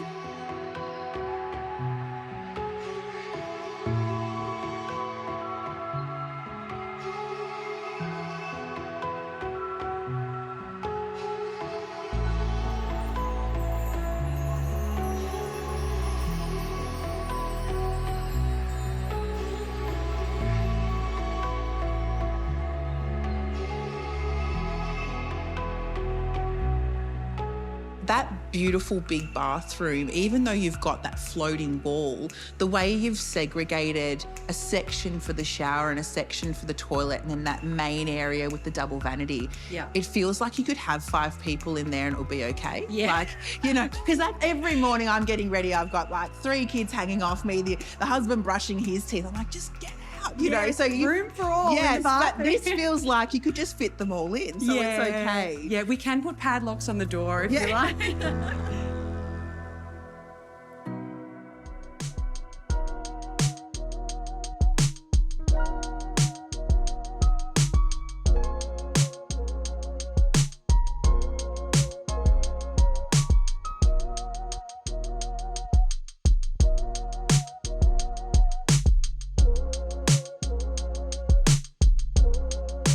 So tell me a little bit about the kitchen and just the whole design around this, because again, you've carried those amazing materials through. You've been really consistent in the palette and the dark tones, but it's working so well. Yeah, thank you. I think, again, channeling that Manhattan style. Yeah. We wanted the kitchen to be really quite minimalistic, but rich in texture and rich in kind of depth of colour.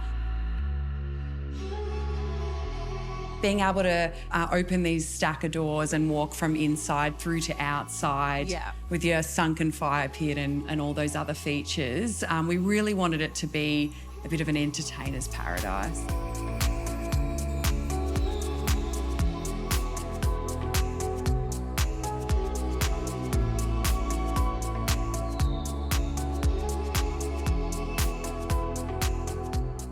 Well, I've absolutely loved coming through the home and seeing the beautiful, luxurious feel that you've brought to the countryside, from that master bedroom to this sunken fire pit, the materials you've used, it's perfect. So, well done. Thank you. Up next, After everything was cleaned up, that's when Ray approached us to do 2 things, basically. 1, a house for Ray, and 2, a house or sanctuary for the Joeys.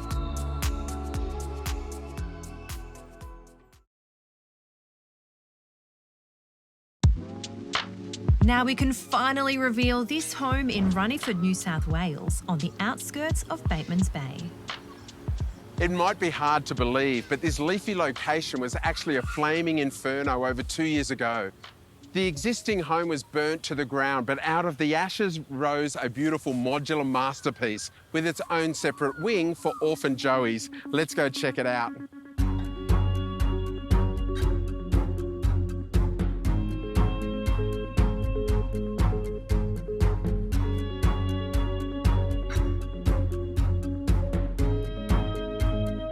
Matt, I've got to say, I've just driven down the longest driveway I think I've ever driven down, but I'm not disappointed. This home looks beautiful. Tell us about it. Okay, so this is a modular home. It's built from 5 separate modules that were built in our factory in Smithfield. Mm-hmm. The composition of it is we have the main part of the house here is 3 modules that go together. Mm-hmm. And then there are another 2 modules over here that form the Joey Sanctuary.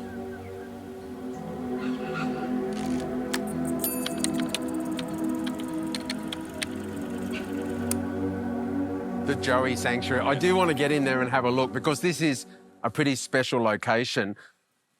We know you for this sort of pavilion type of architecture, and I know that you create these clever modular homes that are perfect to bring to difficult sites. By that driveway, it's lots of turns, it's quite narrow. Obviously, this was a major time saver to bring the home in this way. The delivery was quite a feat, and it saved a lot of time through the build process because, of course, most of the build happened in our factory, and it was just really the main delivery to get everything here. But that in itself was a major effort. So the 5 modules on 5 different semis, and yeah, half an hour dirt road to get in. I think only one truck got stuck.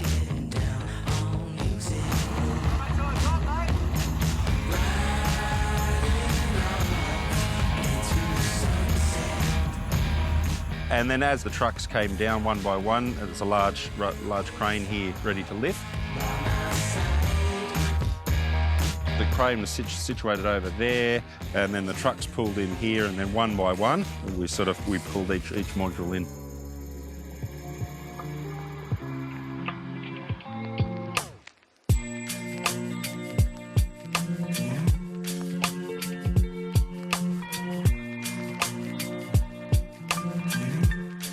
It's an amazing location. We've got water all around us here, but I think if you wanted that combination of living in the bush and having the beach not too far away, this is an optimum site. The place is not that old, and I know it's got a story why it's a new build. Exactly right. The original house here was burnt down by the bushfires. Now, Ray, the owner, has been running a Joey sanctuary here for years with Wild to Free. Now, that was run out of her existing house. There was quite a substantial brick house. But unfortunately, when the bushfires came, Ray and a lot of her neighbours had to sort of escape via the river.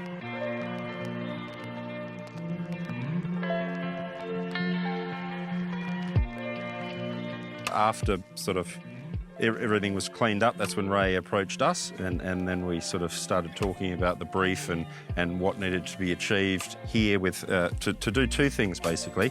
One, a house for Ray, and 2, a house or sanctuary for the Joeys. Ray, you live in a beautiful location, but you also do a pretty special job. I do. I'm just so utterly calm and relaxed in this location with these beautiful animals. Tell us about how you look after them. They're all orphaned, so they've all lost their parents to either car accidents, or their mum's been shot, or something terrible like that's happened. And they're milk dependent, so they have to be fed and toileted by us as if they were in a pouch, and they live in a pouch. So little babies. Yeah, so they start off at 5 or 6 feeds. So you'll be feeding them at 2 o'clock in the morning. Wow. Yeah, you are a dedicated mum. Yeah, they're like your kids. They take just as much work, maybe more. So you can only imagine what it's like to have 1 kid and then times it by 10. I've got 2, they're this big, but my kids talk back. These ones just seem to be... No, they're just lovely. Yeah, they're so beautiful. You did this for quite a while, and you had the home ready for this before, but obviously when the bushfire came through, it was a really traumatic thing for you. I know it came down that way, but you were lucky to have the water to escape that way. If we didn't have that water, I don't think I'd be here because we had nowhere to go. It was coming in on all 3 sides, and we had nowhere to go but the water. And the kangaroos that you had around here at the time, how did they go? I mean, they managed to look after themselves? We lost 2/3 of the population, but a lot of ours went down to the mangroves and they went and stood in the water. Some of them, unfortunately, got burnt as they came out because the ground was hot. Sure. But then we were here to tend to their wounds and deal with them. It was an amazing time where, you know, all around Australia, we watched these fires that just never seemed to stop. I mean, the sky turned orange in Sydney, which is like 4 hours that way. Yeah. It also then creates, you know, a time for change, and the bush changes, but, you know, out of the ashes has emerged something pretty special. You're known for this beautiful type of architecture. What was the journey working with Ray, the client, to get the house just right for her? It was a great process. There was a lot of sort of mutual respect there, and Ray was a great client initially, and then building customer to have. She made decisions quite easily, and she's quite passionate about what she does with the sanctuary. So if we sort of worked off her understanding of what needed to happen and how the Joey Sanctuary needed to function, and then basically what she needed in the house, and we got the design through council, and then we set about building. You've come across Matt. I mean, we're familiar with his work. We've had him on the show before. He does these amazing sort of pavilion-type homes, but they just feel warm and inviting, and also a really clever way to construct. Was that a big reason why you went to him? I knew I wanted to build off-site. There'd been so much trauma here already, and we still had kangaroos that were rehabilitating from the fires, and they're very stressy animals, and I didn't want to have too much impact on the environment and what was surviving here, because we were helping the birds and the possums and everything here to survive. So that was a big factor. But it all came down to one Google search, looking at a bunch of them online, and I saw Matt's work and just went, "That's my guy." I didn't even shop around. I just went, wow. "You're building my house." That was it. Well, the relationship that you've got to have with the builder, in this case, you know, you are dealing directly with the builder when you're building here, is really important after these animals went through trauma, but you did too, you know. I did, to re-emerge with this beautiful home. How did the design process go? I couldn't have asked for a better person, seriously. He was so open to, and he had so many amazing ideas that were even beyond what I could have thought of, like, you know, the special doors that we have for the animals and things like that. And he was really sensitive to what I needed. Like, he was dealing with a pretty traumatised person. Like, we're talking 6 weeks after the fires, when I've still got burnt kangaroos around and the house in, you know, debris everywhere. And it amazes me what he's come up with.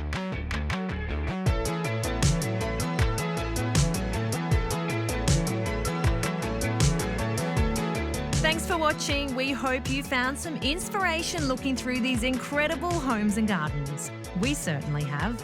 For more on the homes and behind the scenes, check out our Instagram and Facebook. See you next time for more Open Homes.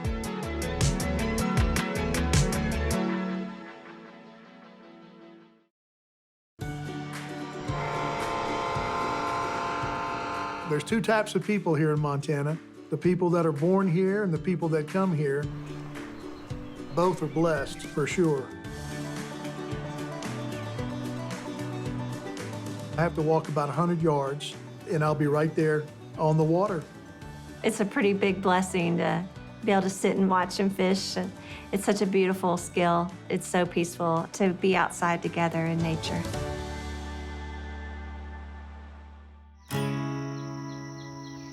I feel blessed every single morning. Sometimes I'd come home and I'd just tear up. Living the dream. It feels like our own oasis. Any day riding is a good day. I remember how joyful my childhood was, and that he gets to do the same thing. That makes me feel good. My goal is to spend the rest of my days out on a place like this. Just being able to escape, you know, everyday life here on this land, it's absolutely gorgeous. Our getaway. Home is family. I cannot imagine. I couldn't imagine. I couldn't see myself living anywhere else. Living anywhere else. Anywhere else.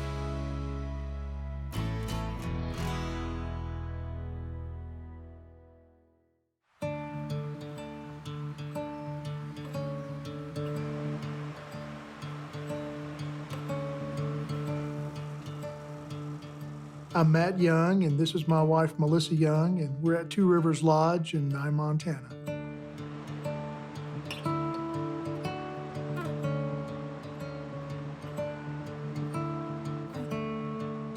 We are literally at the back side of Yellowstone Park, and we get all the wildlife and the scenery and the beauty and the river, but without all the traffic. So it's just a hidden gem.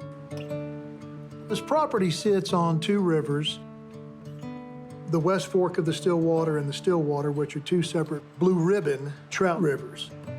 And it sits right there where they come together. And being able to fly fish those two rivers from this point is awesome. Pretty handy. Pretty handy. He's out there most days. We often wait on dinner while Matt is still in the river. It's a passion, for sure.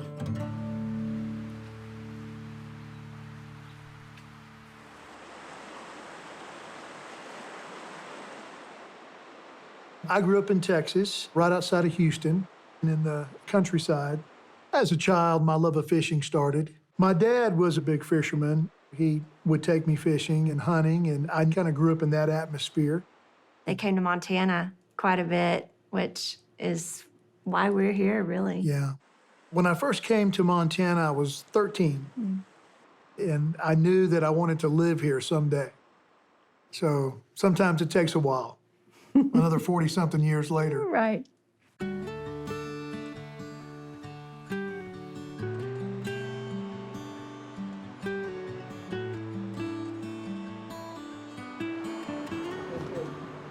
We've been here 10 years, and I wouldn't trade it for anything in the world.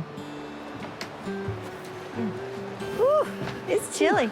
At least the sun's out. Yeah, it's beautiful. It's a little cool this morning. Look at the leaves changing. We're out in the wilderness, and it's peaceful and relaxing, but we stay busy. Well, you know, we thought we were going to retire, and then we wound up in all of these other businesses. We own a real estate company. Melissa's a broker, and I'm an agent. And I'm an outfitter and guide. It's a ball. It's a good kind of semi-retirement. We have a 5-bedroom, 3-bath lodge. The house is a bit big for just he and I, but it sure fills up quick when we have family and friends come up. We have a big great room with an awesome fireplace, big open kitchen with granite countertops. My favorite part of the house would be the basement. It goes the full length of the lodge. There's a dining room and another kitchen. And then the other section is kind of a game room, bar and recreation area. It's a fun atmosphere. The ceiling in the basement is lined with feed bags from different local ranchers.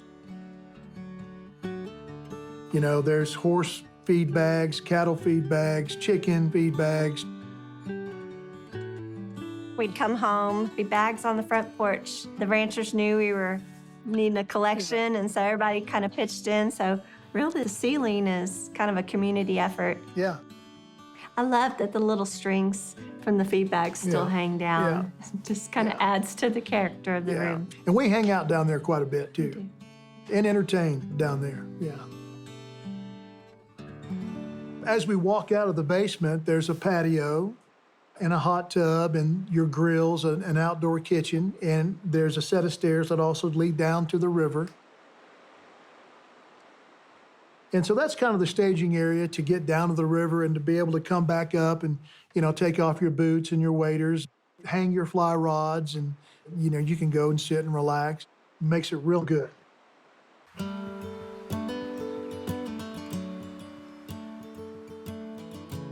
When we bought the place, the Lincoln was in the barn.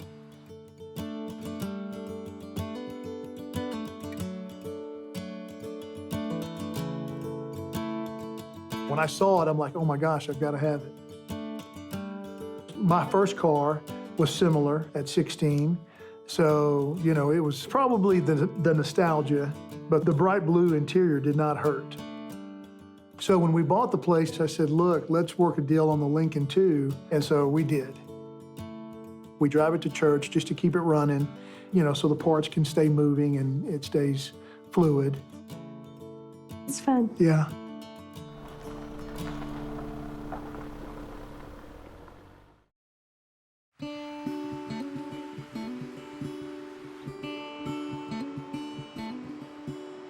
What do you want to do today?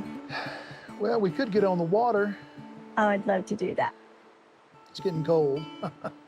They've gone deep. The last time I went out last week, I couldn't get them to hit anything on top. We had to catch them under the water.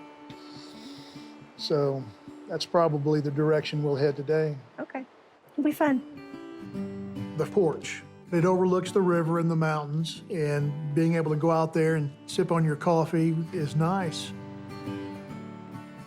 For me, it's the clean, crisp air in the morning as you walk out, and maybe after the rain where you get that fresh pine smell. It's amazing. That never grows old. Of course, the views never grow old either.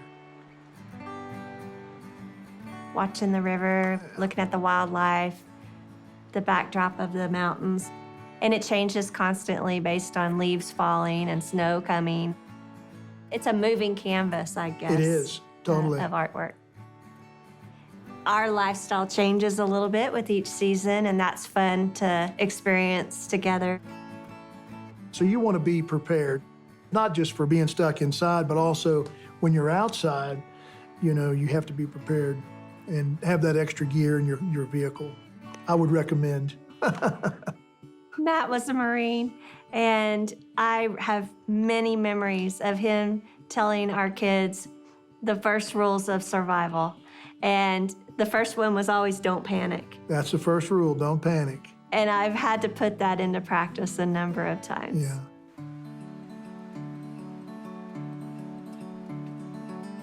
There are times that I couldn't get home because the road is closed due to a sudden snowstorm. And one time Matt had to meet me on the hill with snowshoes to get me back to the house. So it's interesting, you know, always an adventure in Montana. I really learned that you have to plan ahead. You have to plan your meals. Oh, yeah. We are 30 minutes from the closest grocery store, and it's a tiny grocery store. We do grow a garden every year, and we do put up vegetables. Last year, our onions lasted all the way through to summer, and this year was a variety of things: cabbage, potatoes, onions, carrots, tomatoes. What else? Rhubarb. Matt makes great rhubarb wine. Yeah, it's good. Strawberry rhubarb wine. It is good. The locals really like it.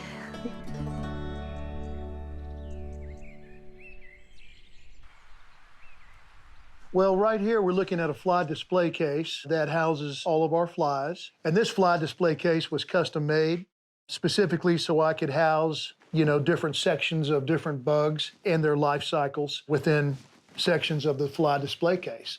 It makes it very handy, and it keeps it organized for me.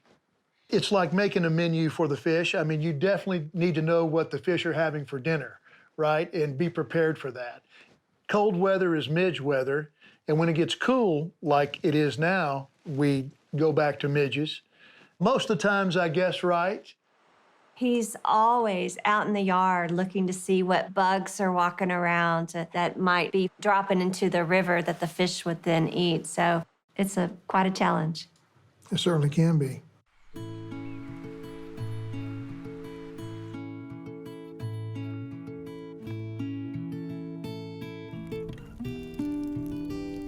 A sack lunch on the river is pretty important. You need a proper lunch when you're on the river. It's a long day. It's a long day.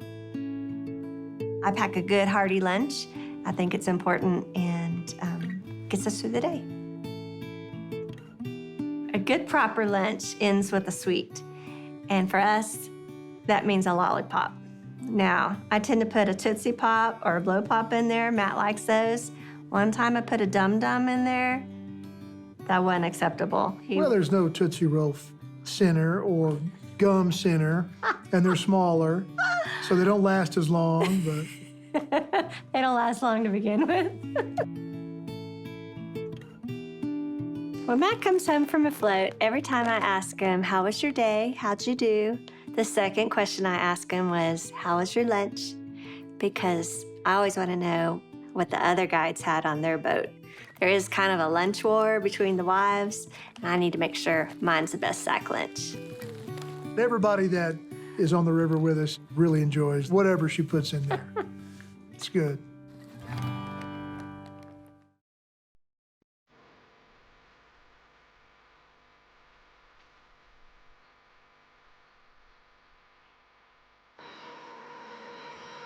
We love spending time together outdoors. Being in beauty, being in nature, seeing new things, having new challenges. We laugh a lot, even when things don't always go well. I didn't grow up the same way Matt did. We didn't fish or hunt or camp or anything like that.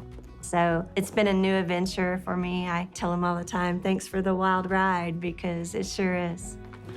I'll put the anchor on, and then I'll put the oars in, and then I'll string this rod up, and then we'll be ready to back in. Okay. Got the lunches. Got the lunches, got the drinks. Whenever we can get together and go out, you know, it's a real treat for sure. So what are you going to throw today? What do you think? Well, I think I'm going to start streaming off the bat, throw some streamers, and then maybe do some nymphing. 32 degrees this morning when we got up. I know, it's crazy. It's good. Hopper bites over, so it could be slim pickings today, but we'll see what we can do.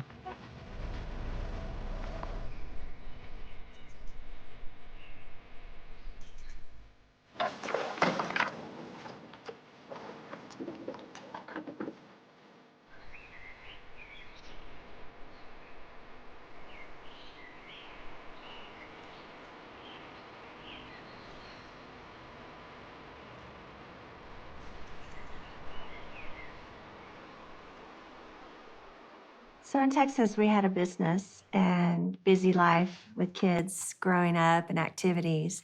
And so we were doing well, but we knew we were missing something.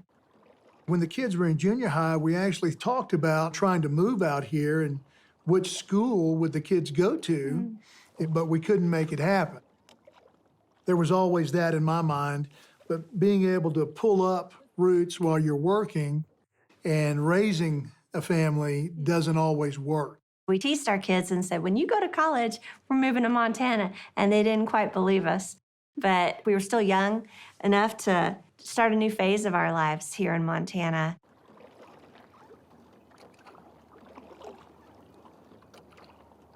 When we moved to Montana, it was really nice to come here and almost get to date again. Yeah, no, it's good. You know, now that the kids are out of the house and grown and employed, working.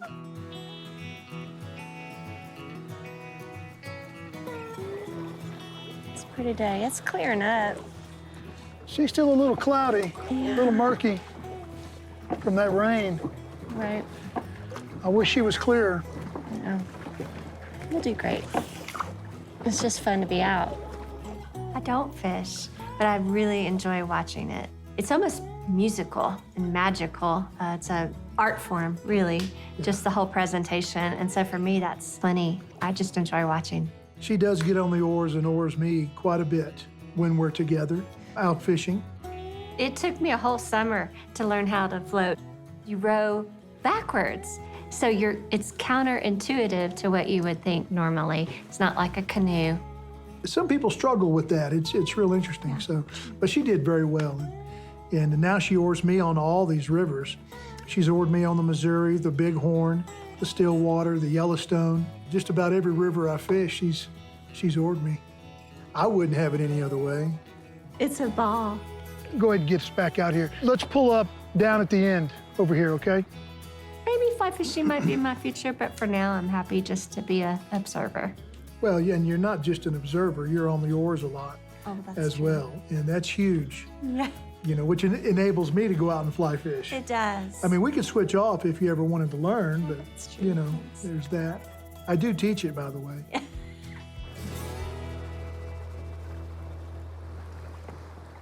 When we bought the lodge here in Montana, I knew that I would have to kick it up a level and get a guide license and start guiding other people as well. And so that's what I did. So I've learned how to instruct others, because it's one thing to know it for yourself. It's another thing to teach it to others. Watching them from the very beginning, you know, as they don't know anything and as they progress through the day, and then hooking up with their first fish and landing their first fish, it's such a big reward for them. It's a huge reward for me, being able to, you know, be the coach, the teacher, and the cheerleader throughout the day and guide them down the river. It's very rewarding. Yeah.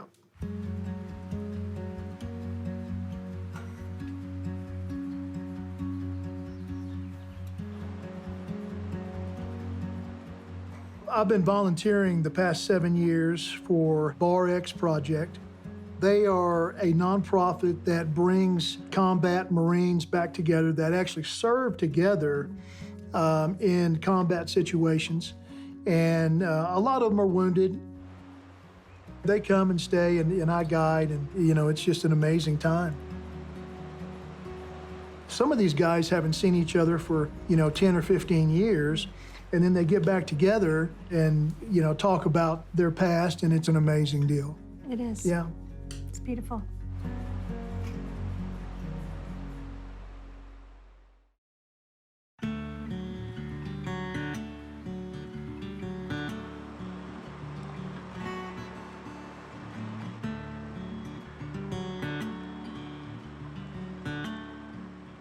When I hear the river, it just brings a peace and a solitude.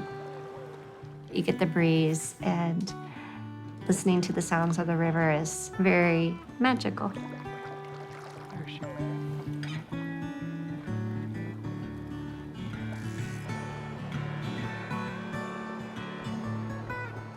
Man, look at the trees, babe. I know, they're beautiful. I think that's where that bald eagle was the other day. All right, I'm gonna bring it over to the right side. Okay. Let me get you a little closer. No, you're perfect. Perfect. These fish are not shallow right now. Why is that? It's just too cold. So they go deeper? It's warmer? Well, the barometric pressure's been dropping too all day. So I'm thinking they're going deep. There's no hatches on the water right now. So we're gonna have to go find them right after lunch. But before we hit lunch, let's see what we can dredge up right here. There's always one more hole in there. One more hole. And it's always on the other side of the river. Fly fishing is probably the most difficult of all fishing. It's a learned art. It is a learned art, yeah. There's a lot of muscle memory involved and timing issues with the pause in your cast to let your flies unfurl before you come back forward so they don't tangle. And so there's a lot of things you have to learn to build that foundation so that you can grow your skill. You're in the process of trying to fool Mother Nature with man-made gear. All right, baby, let's grab some lunch. Sounds good. I'm hungry. Yeah, me too.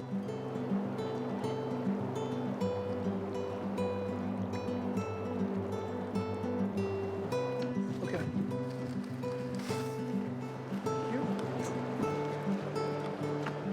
You know, what time flies.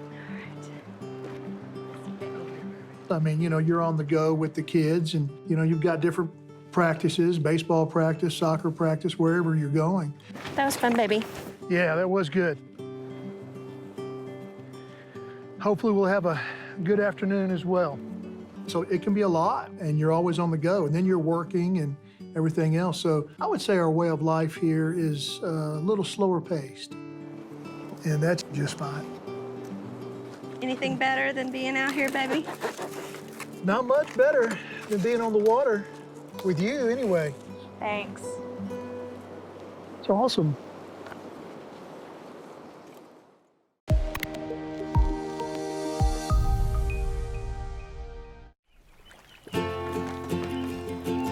Every single day I get up, the first thing I do is look outside at the water and see what the water's doing, see what the day is gonna bring. It's the most peaceful time on the lake. It's a great way to catch the sunrise, spend time with each other, and we can be out there and back in time for work. The first word that comes to mind is grateful.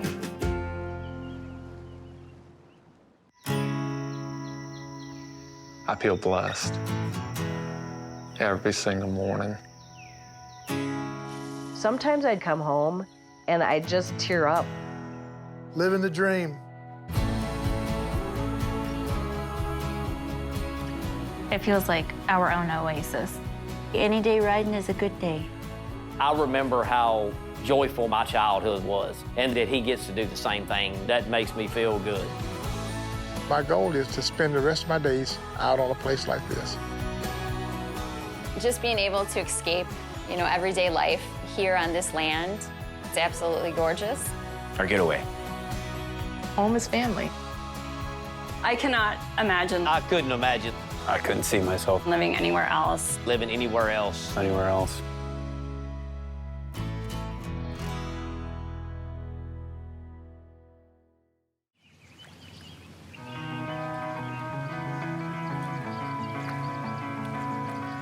I'm Doug Johnson.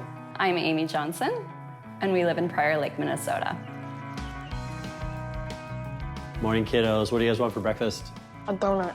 A donut? I think we can make that happen. Anna, you want some eggs? Yeah. We live here with our two children, Annika and Soren, and our dog Surf. Was that good? For us, home definitely is centered around our family and then our friends. Do you want to hang out with a buddy tonight, Soren? Have somebody over? Sure. Yeah, no sitting on a screen. And then next after that would be the activities that we like to do. Let's get your bags. Let's go. Time for school, kiddos.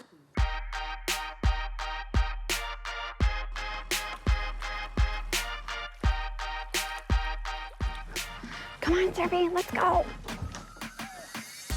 A typical day for us does depend on work and life and everything else that things throw at you. But, you know, we do like to ski a couple times a week in the morning. That's something that Amy and I have always shared, and it's just kind of a way for us to, like, spend time together, put the kids off to school, and it's just such a great way to start the day.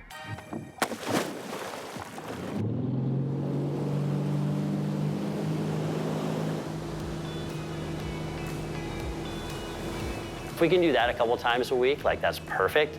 And then, you know, the rest of the week is, can we go surfing with the kids when they get home from school? Can we go get a sunset surf in? You know, if we're going paddle boarding, or if it's windy, we're taking the sailboat out. Wish me luck, Turpy. So we definitely try to use it, you know, every other day in some form or another.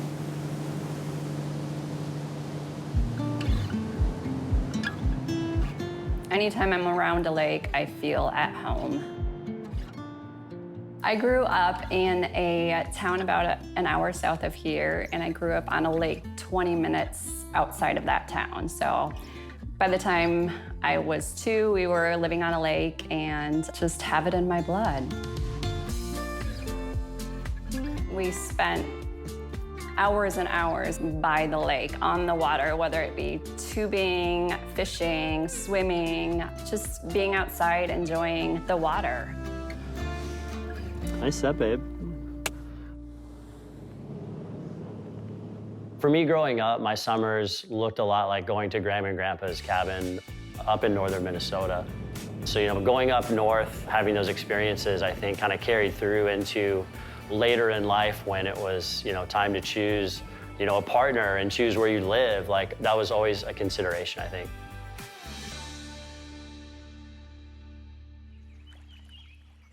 So when we started looking for a place on the lake, we definitely had a pretty long list of wants and needs. We wanted it to have sunset-facing views. We wanted, like, a great elevation. Like, all of these things, because we had been around water so much of our lives. Growing up, my dad always talked about building houses and always facing the sunset. I think part of it is just the beauty of the sunset. And then the other part is you always have that warmth as well, opposed to the shady facing east. In Minnesota, you want the warmth. The lot was more important than anything else. So about 2 years ago, we started to build this house. So we forewent doing anything else and then put all of our efforts and energy into building a home that we could continue raising our kids in. Single level living on this house was important for us, really. We wanted to be kind of flowing around the house, like everybody on the same plane, on the same level. So for us, kind of that single level was 2 things. It was 1, keeping our family more connected, and then 2, we didn't need more space. Like, everything that we needed, we could really put on 1 level and just enjoy that instead of having a bunch of stairs to go up and down or different areas that we really didn't need. We wanted 1 big living area. We wanted the living room, kitchen, dining room all in 1 zone. So we really wanted to utilize that space. That was the main section of the house that we put a lot of thought into.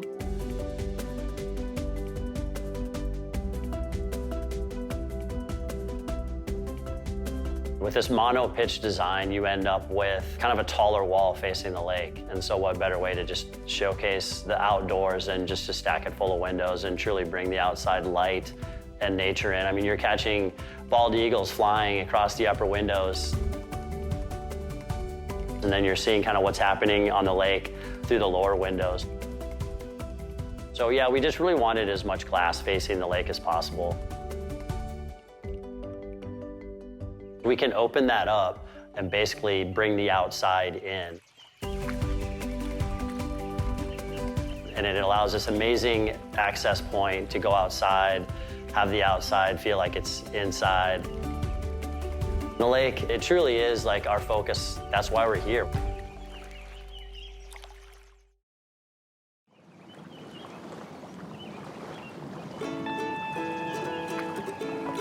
Water and lakes, to me, I think there's a calming effect to it. I think just being by water. I love the visual, just being able to sit and watch the lake. It's just so natural to be by water. The house was a really thoughtful process in terms of design. How are we going to use the lake, how we're going to function in the home as a family, and with friends, and all of the things that were important to us.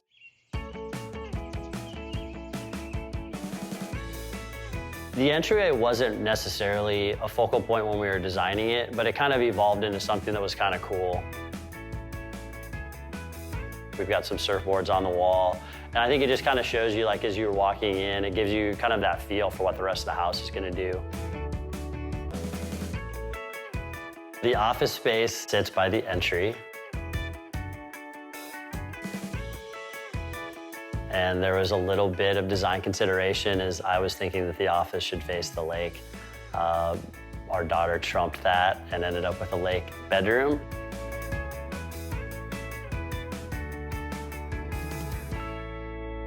We also share that office, so that's fun.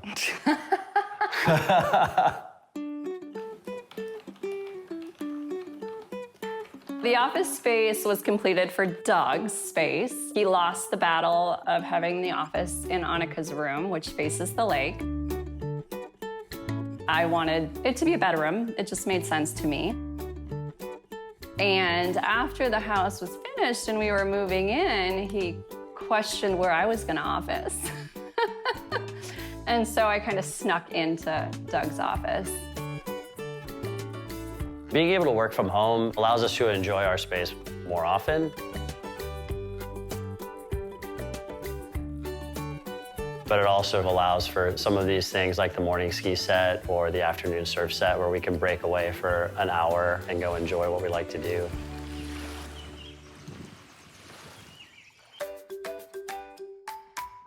We have 3 different areas for us to keep all of our equipment, whether it's summer, winter, just coming in from school. We have lockers for every zone. Part of that is just to keep the clutter at bay. But a lot of it is just accessibility. So we have the water area where we have a little mud room and we have towels, sunscreen, all the things you need to be outside. And then in the garage is for soccer, mountain bike, tennis, all the kids' stuff that does not need to come in the house and it can just stay out there. And then a mudroom for school stuff.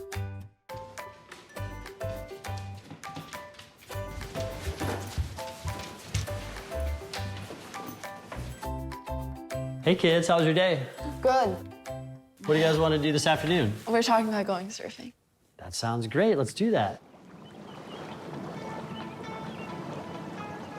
It is a phenomenal playground outside of our back door. We've got the sailboat, paddle boards, 2 jet skis, a ski boat, and a water trampoline, and a surf boat. So we've tried to do everything here and make everything as accessible as possible. You guys have sunscreen on, right? Yeah. So it's truly like, hey kids, you want to go surf? In 5 minutes, we're on the water, starting that activity. My goal in life is to have the kids feel what I felt growing up, just to have that love for the lake and the love for just being able to go out at any time with their friends and jump in or fish or get on a jet ski. Just try to inspire a love of the outdoors and outdoor activities. Moving here was definitely a part of that. How are we going to raise our kids? What are we going to expose them to? And so we were fortunate to kind of find this community and this lake where we could do that while still integrating our kids in good schools and being able to work and function in a community.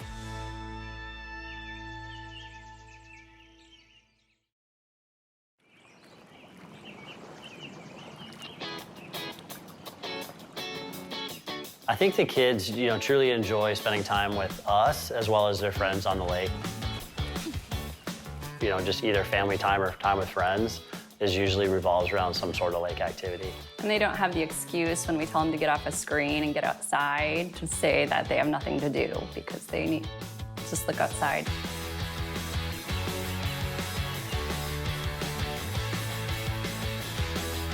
The boathouse design was kind of unique because we were able to put it really close to the water while also kind of tucking it into the hillside. So from the house, you really can't see it.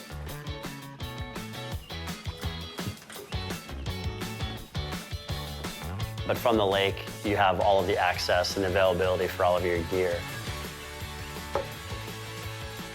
We put it on the side where the boats are located, so we could come out the side of our house, walk right down to the boathouse, grab all of our stuff, and head right onto the boat.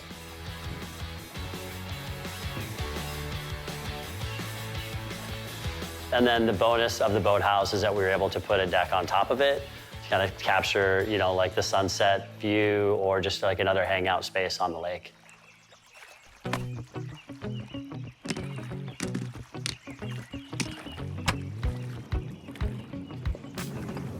Everybody go?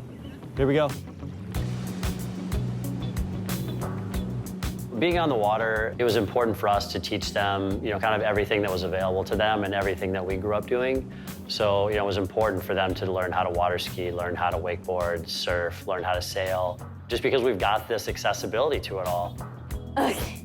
All right, who's first? Oh, Annika's first. Yeah.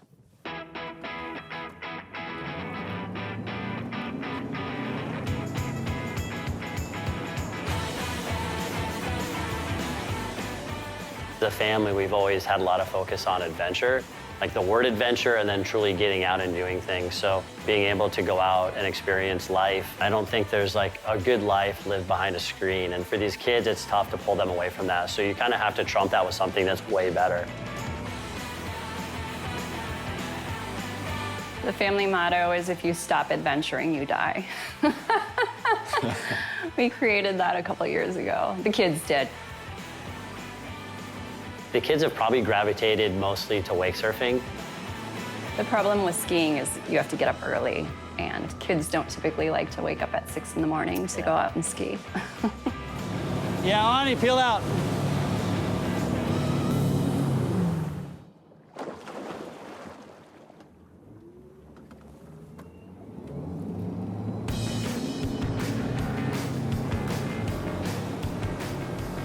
Our son, when he was younger and first learned how to slalom ski, we would go out and ski, and then he would wake up while we were out there, and then we would just see him standing on the end of the dock with his little slalom ski just waiting for us.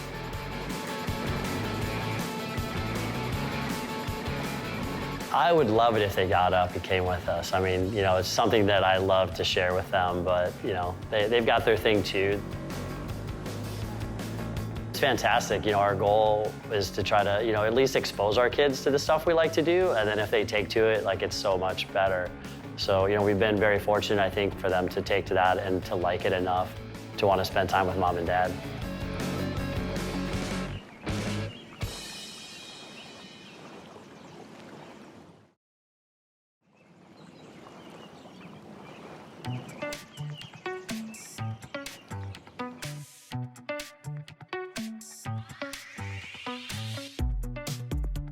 I would not consider us a fishing family.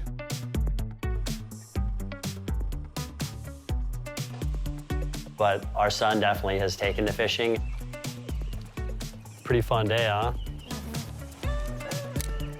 He loves casting off the dock. He's got a really good friend that he's been fishing more with that is from a fishing family. What'd you catch last time out here? A bass.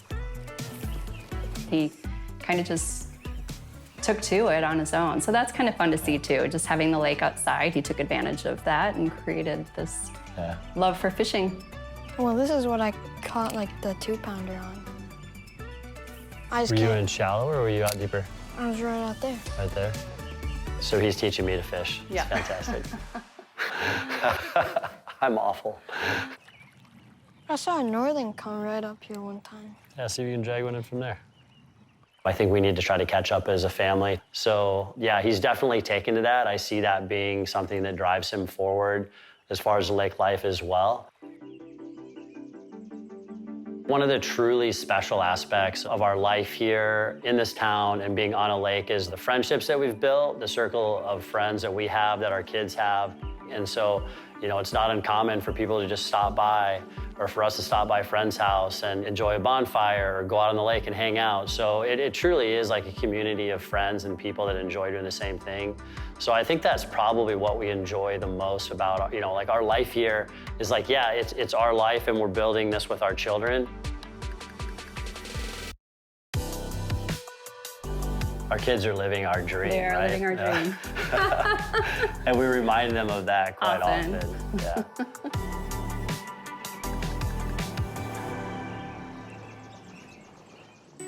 So who's all going to the game on Thursday? Like everyone? Being able to live on a lake versus maybe having a cabin up north allows us access to what we want to do on a daily basis. So we don't have to like wait for a Friday to drive up north. We've got it out of our backyards all the time. So whether it's a 6 a.m. ski set or surfing at sunset, we can do that every day of the week. That looks so pretty. Good job, Annie. All right, should we go outside and watch the sunset on the boathouse? Yeah. Should we go find out what Ani and Mommy are doing? Maybe catch a sunset? Yep. All right. We try to catch every sunset, but like, you know, truly if somebody's like, hey, it's sunset time, or we aren't too wrapped up in the rest of our daily lives or whatever's going on with the kids, we absolutely make an effort to go outside, sit down. So pretty.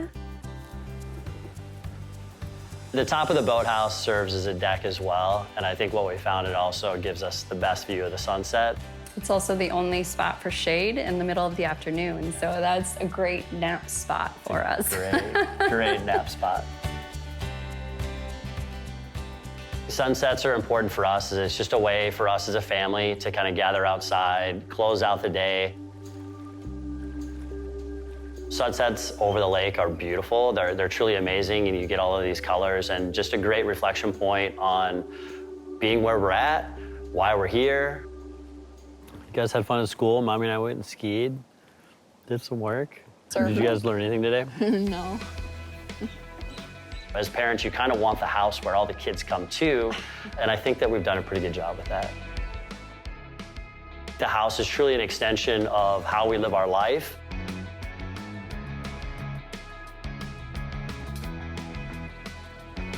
And how we use the outdoors. Prior Lake has definitely been a good spot for us because it's where we have started our family, got married, had our children, and then built this amazing community of friends that all have the same interests, which, you know, kind of stem from the lake. We've created a home that we truly love. I can't imagine being anywhere else.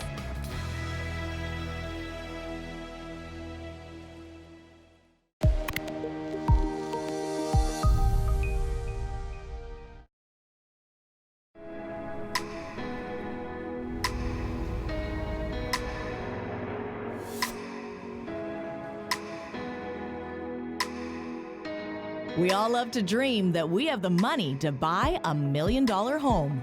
We meet the buyers who can do just that. This is our style, with the colors, everything. This is so beautiful. From sweeping views. It's just stunning. It is stunning. It takes my breath away. I loved it. What an open floor plan. Breathtaking, every little detail. To complete luxury. That is a winner for me, yeah. It has everything. Yeah, my mind is spinning. These homes have it all. This is literally on the beach. This is a show place. Our buyers have the money know exactly what they want, I love a great kitchen area, and are ready to spend big.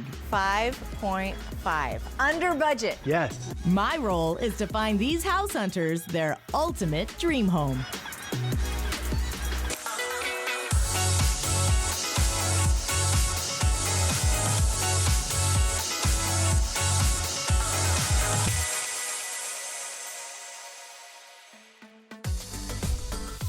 In this episode, I meet Darren and Meg. Mostly we want it to be a comfortable home and hopefully a little on the newer side. I'm taking them through some of the most desirable properties around Pasadena, California. The ensuite is absolutely stunning. I fell in love with it. Will I be able to find something that will suit their needs? It's massive, but it still feels cozy. Let's see if I can find Darren and Meg their dream home.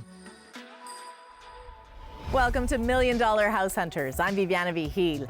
Our buyers today are Darren and Meg. They're relocating from the East Coast to beautiful Pasadena, California. We're going to be looking at 3 gorgeous properties, and we'll see which one they choose. We just moved here from New York, and we've come to get that California living. And the nice thing is it's like a blank canvas for us. So we're open to any kind of family home, as long as there's enough space for all of us. Darren and Meg are looking for a family home around Pasadena, California. 8-year-old son. Yes. So he's an athletic boy, so that's also another reason for California. Just you know, fun in the sun and just kind of be outdoors. That's what we like. Anywhere between 4 to 4.5 million. Obviously being closer to 4 or even under 4 would be amazing. We're hoping to see some different houses just to kind of see what we like.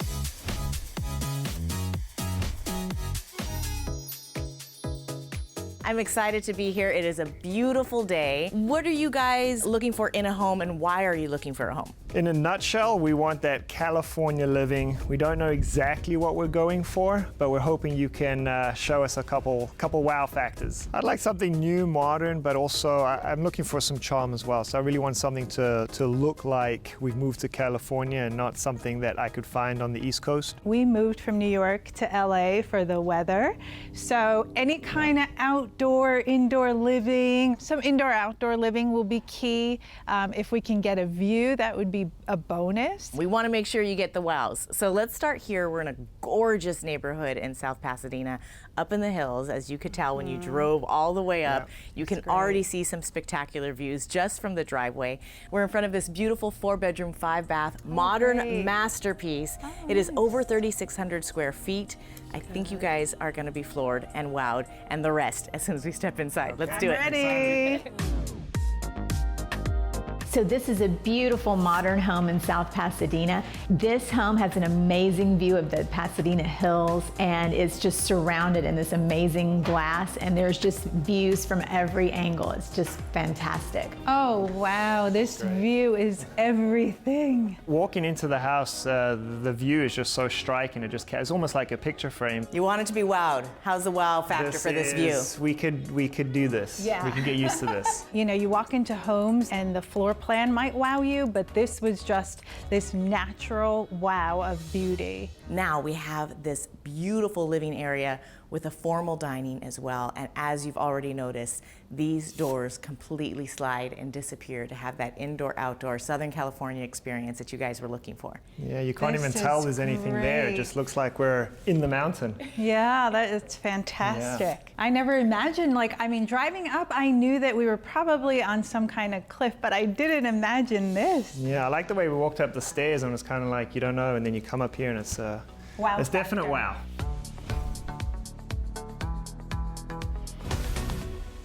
Cool, customizable LED lighting. What do you guys think? Very cool. Nice. I think it's very edgy, very hip. It looks very functioning, which is what I like. Because I love functionality in a house, the kitchen was great for me. I noticed that there was plenty of space, dual ovens, dual coffee machines. I can definitely see us having a comfortable life using that kitchen. Yeah. And this is a really good size kitchen. You have doors that open into the backyard entertainment area, and then of course just to your left, you still have amazing city views and mountain views. I do love that because I like that it kind of has that island there as well, so you can do your chopping there while you're looking at the view, or when you're entertaining, put some snacks out there. It's actually a really large space, but because it's so well defined, it feels very cozy in each space as well. It does, because I was just picturing Aston, our son, sitting there doing his homework while Darren's cooking and I'm having a glass of wine. And it was done in a very sleek and clean way, so we won't feel like it's a cluttered kitchen. No, we're not minimalist, but we like to keep it clean.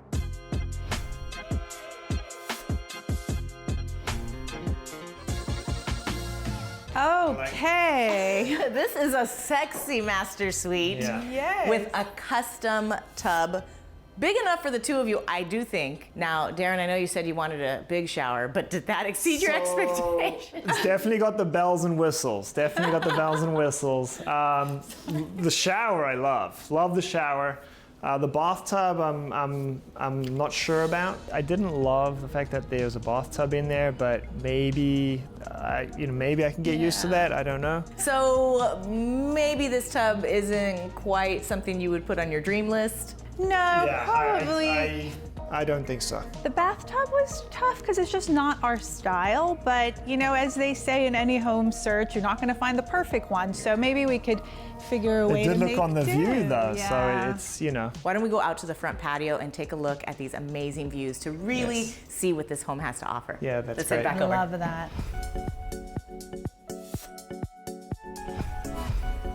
All right, you two, soak in this gorgeous view. You have mountains, you have city, you have ocean views from here. We've been in California for a very short period of time, and I feel like in this house, we just saw every area of LA that you could possibly see. This is definitely incredible. Yeah.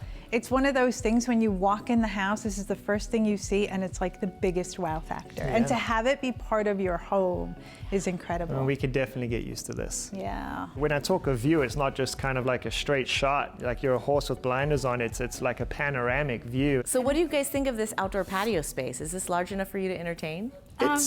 We could make it work, but it's a little. It's a little on the smaller side, but the benefit of being able to pull these doors open all the way is it becomes part of the bigger size of the house. I feel like we're outside, hey, even if we're standing inside, Now, let's not forget there also is a rear entertaining area with a little grassy lawn, built-in barbecue area, perfect for you to do your grilling, and also a good place for your son to play as well. Great, that's wonderful. Yeah, he needs a little outdoor space. He's, like I say, he's athletic, so I think that definitely works while I'm barbecuing or something like that, so. Okay, so here's a big question. What do you think this home is listed at? I have my guess. Do you have yours? Guess I'm hoping it's like kind of on the lower range, but I think you've shown us this view, so I'm thinking it's at the top. So I'm going to say like probably 4.5, maxing me out. I was thinking like 4.4. Okay, well I'll surprise you then. It's actually listed just under 4 at 3.9. Wow. So, that's under budget. How's that? That's great. Price is good. Price, I was expecting it to be high end of the budget, maybe over with the view, but I love that she said it was not. Definitely take this view in. Keep it in mind because we still have 2 more homes to see. Okay. I want you guys to have a nice perspective as you approach the next home. So let's go house number 2. We have 2 more homes to see around Pasadena, California. Will this next home be the right fit? I like the fact that it was 5,300 square feet. It seemed like a big house. Stay tuned.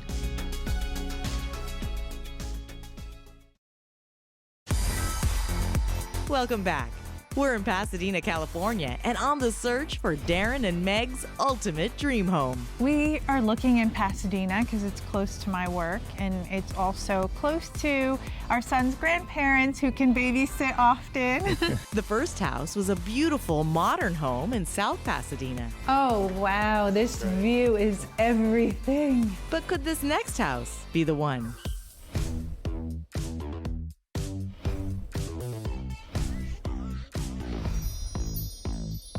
This is such an exclusive community. I love the neighborhood. We're right smack on the border between Pasadena and San Marino. This property is a 5 bedrooms, 6 bath home, over 5,300 square feet, and it's sitting on just over half an acre. I mean, lots of space in this home. What do you guys think of the curb appeal? Curb appeal neighborhood, love the neighborhood when we drove up. Yeah, I love the drive up to the house. There were so many beautiful homes to drive by. So I'm excited to get inside and see what's going on. What do you guys say? Love to. Yeah.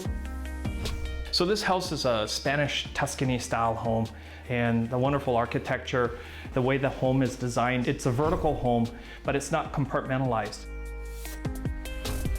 I'm loving the crown moldings in this home. Yes. I'm loving the Spanish tile detail all over the place. It's amazing. And I adore that staircase going up to the second level. There's a skylight above. There's plenty of room for art in this home. And I know you're going to be doing a lot of work from home. We've also passed a really beautiful study. Yes. I did like that. I love like that wood paneling. When you walk in, I saw that study. I like those, like, it looks like an old library with the wood paneling. And a dining area, formal dining room, circular, very elegant, can seat, 8 to 12 people in there. Would that be good enough for your family? Yeah, I mean, this house, it seems like a large house, like a lot of spaces. I like the fact that it was 5,300 square feet. It seemed like a big house. It's massive, but it still feels cozy. Let's get a closer look at the kitchen. Okay. And see if that works for your entertaining ideas. Very large kitchen. You have state-of-the-art appliances. Now, they have done some remodeling and updating of the kitchen, but it's just almost finished, so it's kind of a perfect time for you guys to come in and then really make it your own. You can really finish it off just how you'd like it. There's some tweaks we can do. A lot of it is pretty minor. And then if we have to, we're not scared of taking down a wall or two if we want to open up the space a little bit and get more usage. But overall, I think it had everything we needed. Because at first I was thinking this isn't enough counter space, but then when I saw the butler's pantry, and then there's another buffet area there, I think it's doable for us. I think that's what those older homes we like. So that's again one of those charming features, I think. So that's nice. I think you're starting to have your true feelings of what your wants are coming out. I think you like the character of older homes. We like clean in the character. Yeah. But if you say maybe we could, change a countertop here and there, or just spruce it up, a little more modern with the charm. It definitely has the charm. Yes.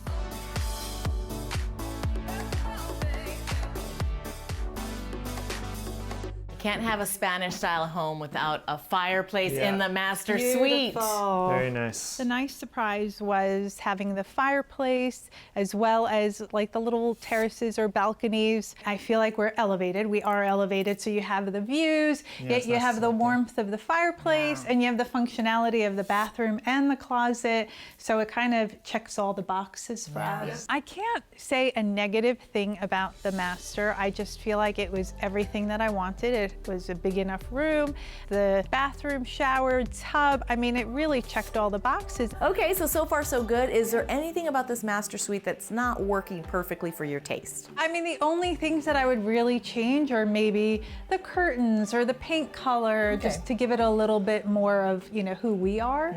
But structurally, I think it's perfect. Yeah, you could definitely make any tweaks. Those are all minor changes, which to me sounds like this home is really hitting across the board for all of the things that you really want. Yes, so far so good. Yeah. I mean, this is a big surprise. Love the pool. Wasn't That's like a huge plus. I mean, the pool, California, you gotta have a pool. You gotta have a pool and a hot tub. Yeah. You gotta have both. The outdoors has so many beautiful features, everything from, the gardening aspect of it, the fruit trees, the pool, some sitting areas, fountains. You have so many different levels. You have the upper terrace that goes just off of the bedrooms there on the second level. You have this lower area, which of course has the pool and the hot tub, access from the living room, access from the kitchen dining area. It's just lovely, and it is really private. I like property. So this house and the outdoor space and the pool and I felt like very private, and it's kind of like your domain. So here's a big question then. Maybe it'll help you decide if this house is really suited for you or not. Okay. What do you think this home is listed at? My guess would be 4.2 million. Okay. So I think it does need a couple things here and there, but the neighborhood did look nice, big lot size. So I'm also gonna, 4.2, maybe 4, I'll say 4.3. 4.3. Okay, you guys are way off, like $1 million off. What? $3.3 million for this home and in a very sought after community. Okay, that's good. Wow. Really amazing price. They are definitely taking offers, so you might even be able to get a steal for this home. I'm glad she didn't say it was the numbers we guessed, because if she had, it would have been, well, it's, you know, but the fact that she said $1 million less, we were way off. Yeah, wow. It gives us something to think about, though, because that's very enticing. Yeah. There's only one more home left to see on this house hunt. We check out this brand new Spanish-style home in Altadena, California. Is this the house that Darren and Meg are looking for? I feel like it has the charm, but it's super clean. Stay tuned.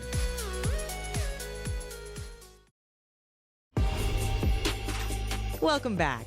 We've seen two amazing homes in Pasadena, California. The first house was a beautiful modern home in South Pasadena. I can definitely see us having a comfortable life using that kitchen. Then we saw a stunning Tuscany-style home. That's like a huge plus. I mean, the pool, California, you gotta have a pool. But will this last house be the one?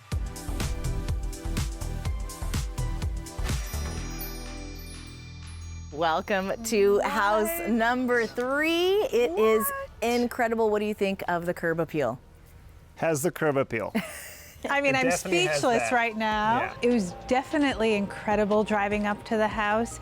Immediately, I saw that it had that old world Spanish tile, Mediterranean look, so I knew I was gonna love it. I actually thought it was half of what I'm looking at. Then I saw the driveway and then an additional bit to the side, so it's a lot bigger than, I mean, it looks great. I kind of was walking up and I saw half of it. I didn't even know that there was another half on the other side of the driveway, so it looked like an estate to me, which was quite impressive. This house was bought about 4 years ago by an owner-developer, and he took it down to the ground and rebuilt it, adding over 2,000 feet of living space. And he recreated the Spanish style, so even though it looks kind of old, it's actually a brand new construction. What do you guys think? I love the charm of it. Beautiful. Yeah, so I mean the wood floors as well. It's like looks like a wide plank type thing. Yeah, but it's like the color I like. Yeah. It was just very refreshing to walk into space that we probably don't even have to do anything to. Well, it had like fireplace with wood beams and kind of nice charming features, but super clean. I feel like it has the charm, but it's super clean. And the tile work and the stone fireplace, it's like it's kept its charm, but it's got this like modern. But it's also light, so natural light's kind of a big thing for me. I don't know if you noticed, but yeah, I like the big windows and the fact you can see outside. I love that when we walked into this house, everything kind of lends itself to the outside. So it's just a big property, so every window just looks onto your whole property, your domain, your territory. Go ahead and give your wows. I know they're in there. Ooh. Two of them. Wow. 2 islands, tons of granite countertops. This is a very beautiful texture. I'm loving the archways with everything going on and just how clean it is. And the skylight. I think walking into the kitchen, because they've vaulted the ceiling in there, which the whole house is high ceilings, which I love, but then just going into the kitchen was even higher. Those are like high ceilings extreme. Yeah. I like the grand feeling of it. And the grand continues as you go into this great room just next to us with this beautiful fireplace around. It opened up onto that great room as well, which was insane. Yeah, what was that? They said 22 Yeah. foot high ceilings or something like that. It really was a great room. Yeah. I could see us having a quiet family night, but then I also see my massive family gathering around and, just flowing from the kitchen into there. And it opens up to the outside too, so that's kind of one of those things that we want as well. We want the outdoors, so the fact that it goes outside, we can kind of just open all the doors onto And the if kitchen. we ever need some trapeze artists, we know what room to use. Now this is a master suite. Yes, it is. I like it. I love the ceiling height. Yeah, I love the master because again, I feel like you are in this secluded part of the house. Lots of windows looking to the outside, grand ceilings, beautiful fireplace. There's so many windows, you don't hear anything. It's nice and quiet. I love the walking in, just these high ceilings again, nice master ensuite bathroom. The ensuite is absolutely stunning. I fell in love with it. The soaking tub. I mean, everything, the tiles, the soaking tub, you could sit outside, the shower. shower is all the glass around I it. like the detail on the floors with the tile and everything, so that was nice. And to have your own private veranda right off of the master and the ensuite, dual entrances, I mean, it's just perfect. Why don't we go ahead and go outside? I know I've promised it quite a bit. And take a closer look at the outdoor space. Come on down. Thank you. We took a bit of a drive out here, and I see why, because this is nice. So much space to entertain.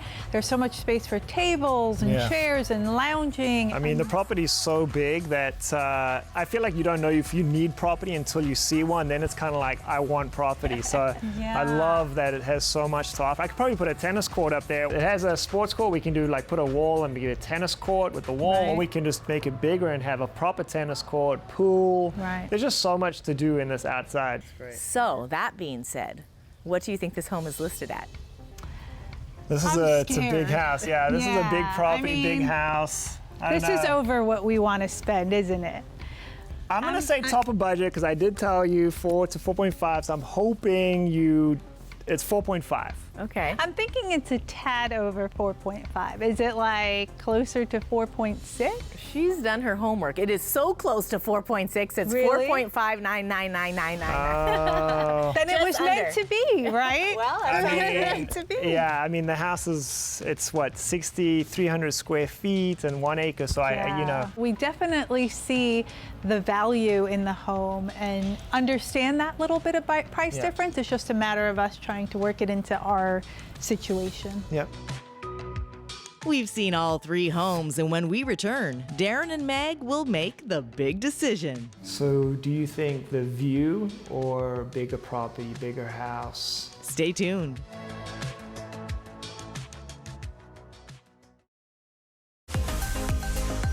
Welcome back. We've seen all 3 homes on this $1 million house hunt. The first house was a beautiful modern home in South Pasadena. This is definitely incredible. Our second stop was a stunning Tuscany-style home. I can't say a negative thing about the master. Our last tour was of a brand new Spanish-style home in Altadena, California. Those are like high ceilings extreme. Like the grand feeling of it. I left Darren and Meg for some time to think. Let's see if they're ready to make the big decision. We're gonna make a decision. Which one we want? What do you think of number 1? You know, I just feel like that view is unbeatable. I did too, so love the view, but then no pool and 3,300 square feet. Like, it's a lot smaller than these others we've seen. Well, what do you think about 2? I liked 2 a lot because, you know me, I love the whole Mediterranean Spanish style. You know, it reminded me of being in the south of France. Yeah, it was a bigger house. I think that was like 5,000 square feet. What about, let's talk about 3. Or 1 or 2. When you say 3, you're smiling so big. I like 3. Yeah. You know, I think number 3 just has, it was 1 acre, over an acre. It was over 6,000 square feet. It was huge. And then we can put a tennis court at the back, the pool. I mean, there's so much we could do there. I think I know which one I don't want. I think if I had to eliminate one, I have a feeling we both would eliminate the same one. What number? 2. Okay, yes. So do you think the view or bigger property, bigger house? I think it's going to be hard telling you what we want just because we just need to rip the Band-Aid and do it. Yeah. So that leaves us with house number 1 and house number 3. 1 a modern masterpiece, and number 3 a Spanish revival. I mean, completely different. It is. It's a tough call. Because the thing is, with number 3, when we drove up, we both looked at each other with this look on our face like, could this be our house? Yeah. Like, it just looked so beautiful. Well, I saw half of it, and then I didn't know that there was another half on the other side of the driveway. But then that modern one, that first one, when we drove up this windy mountain road, saw the views, and then at the top of the hill was this, it really looked good, like the shiny, sparkling thing at the top. So. Okay, so it sounds like you guys already know what you want. You've made a decision? We did. I think so. All right. I think so. Well, I like the suspense. So which house did you ultimately choose? We're gonna go with house number 3. Yes, I knew it. You saw the look in our faces. Meg's jaw was on the floor when we got I mean, the property, that's California outdoor living. We just want to be outside. We can do a tennis court for our son and myself and just be outside. And then the house is huge. Well, congratulations. It sounds like it's time to call a realtor, put in an offer, and make this your home. Okay, but try, do some hard negotiating for us. Okay. Anything you can squeeze in, that's my car, because my car's out the window at this point. I'm sorry, but we'll do our best. I'll try to put a good word in for you. Thanks for joining us. I hope Darren and Meg enjoy their brand new luxury home. I'm Viviana Vigil. We'll see you next time on $1 Million House Hunters.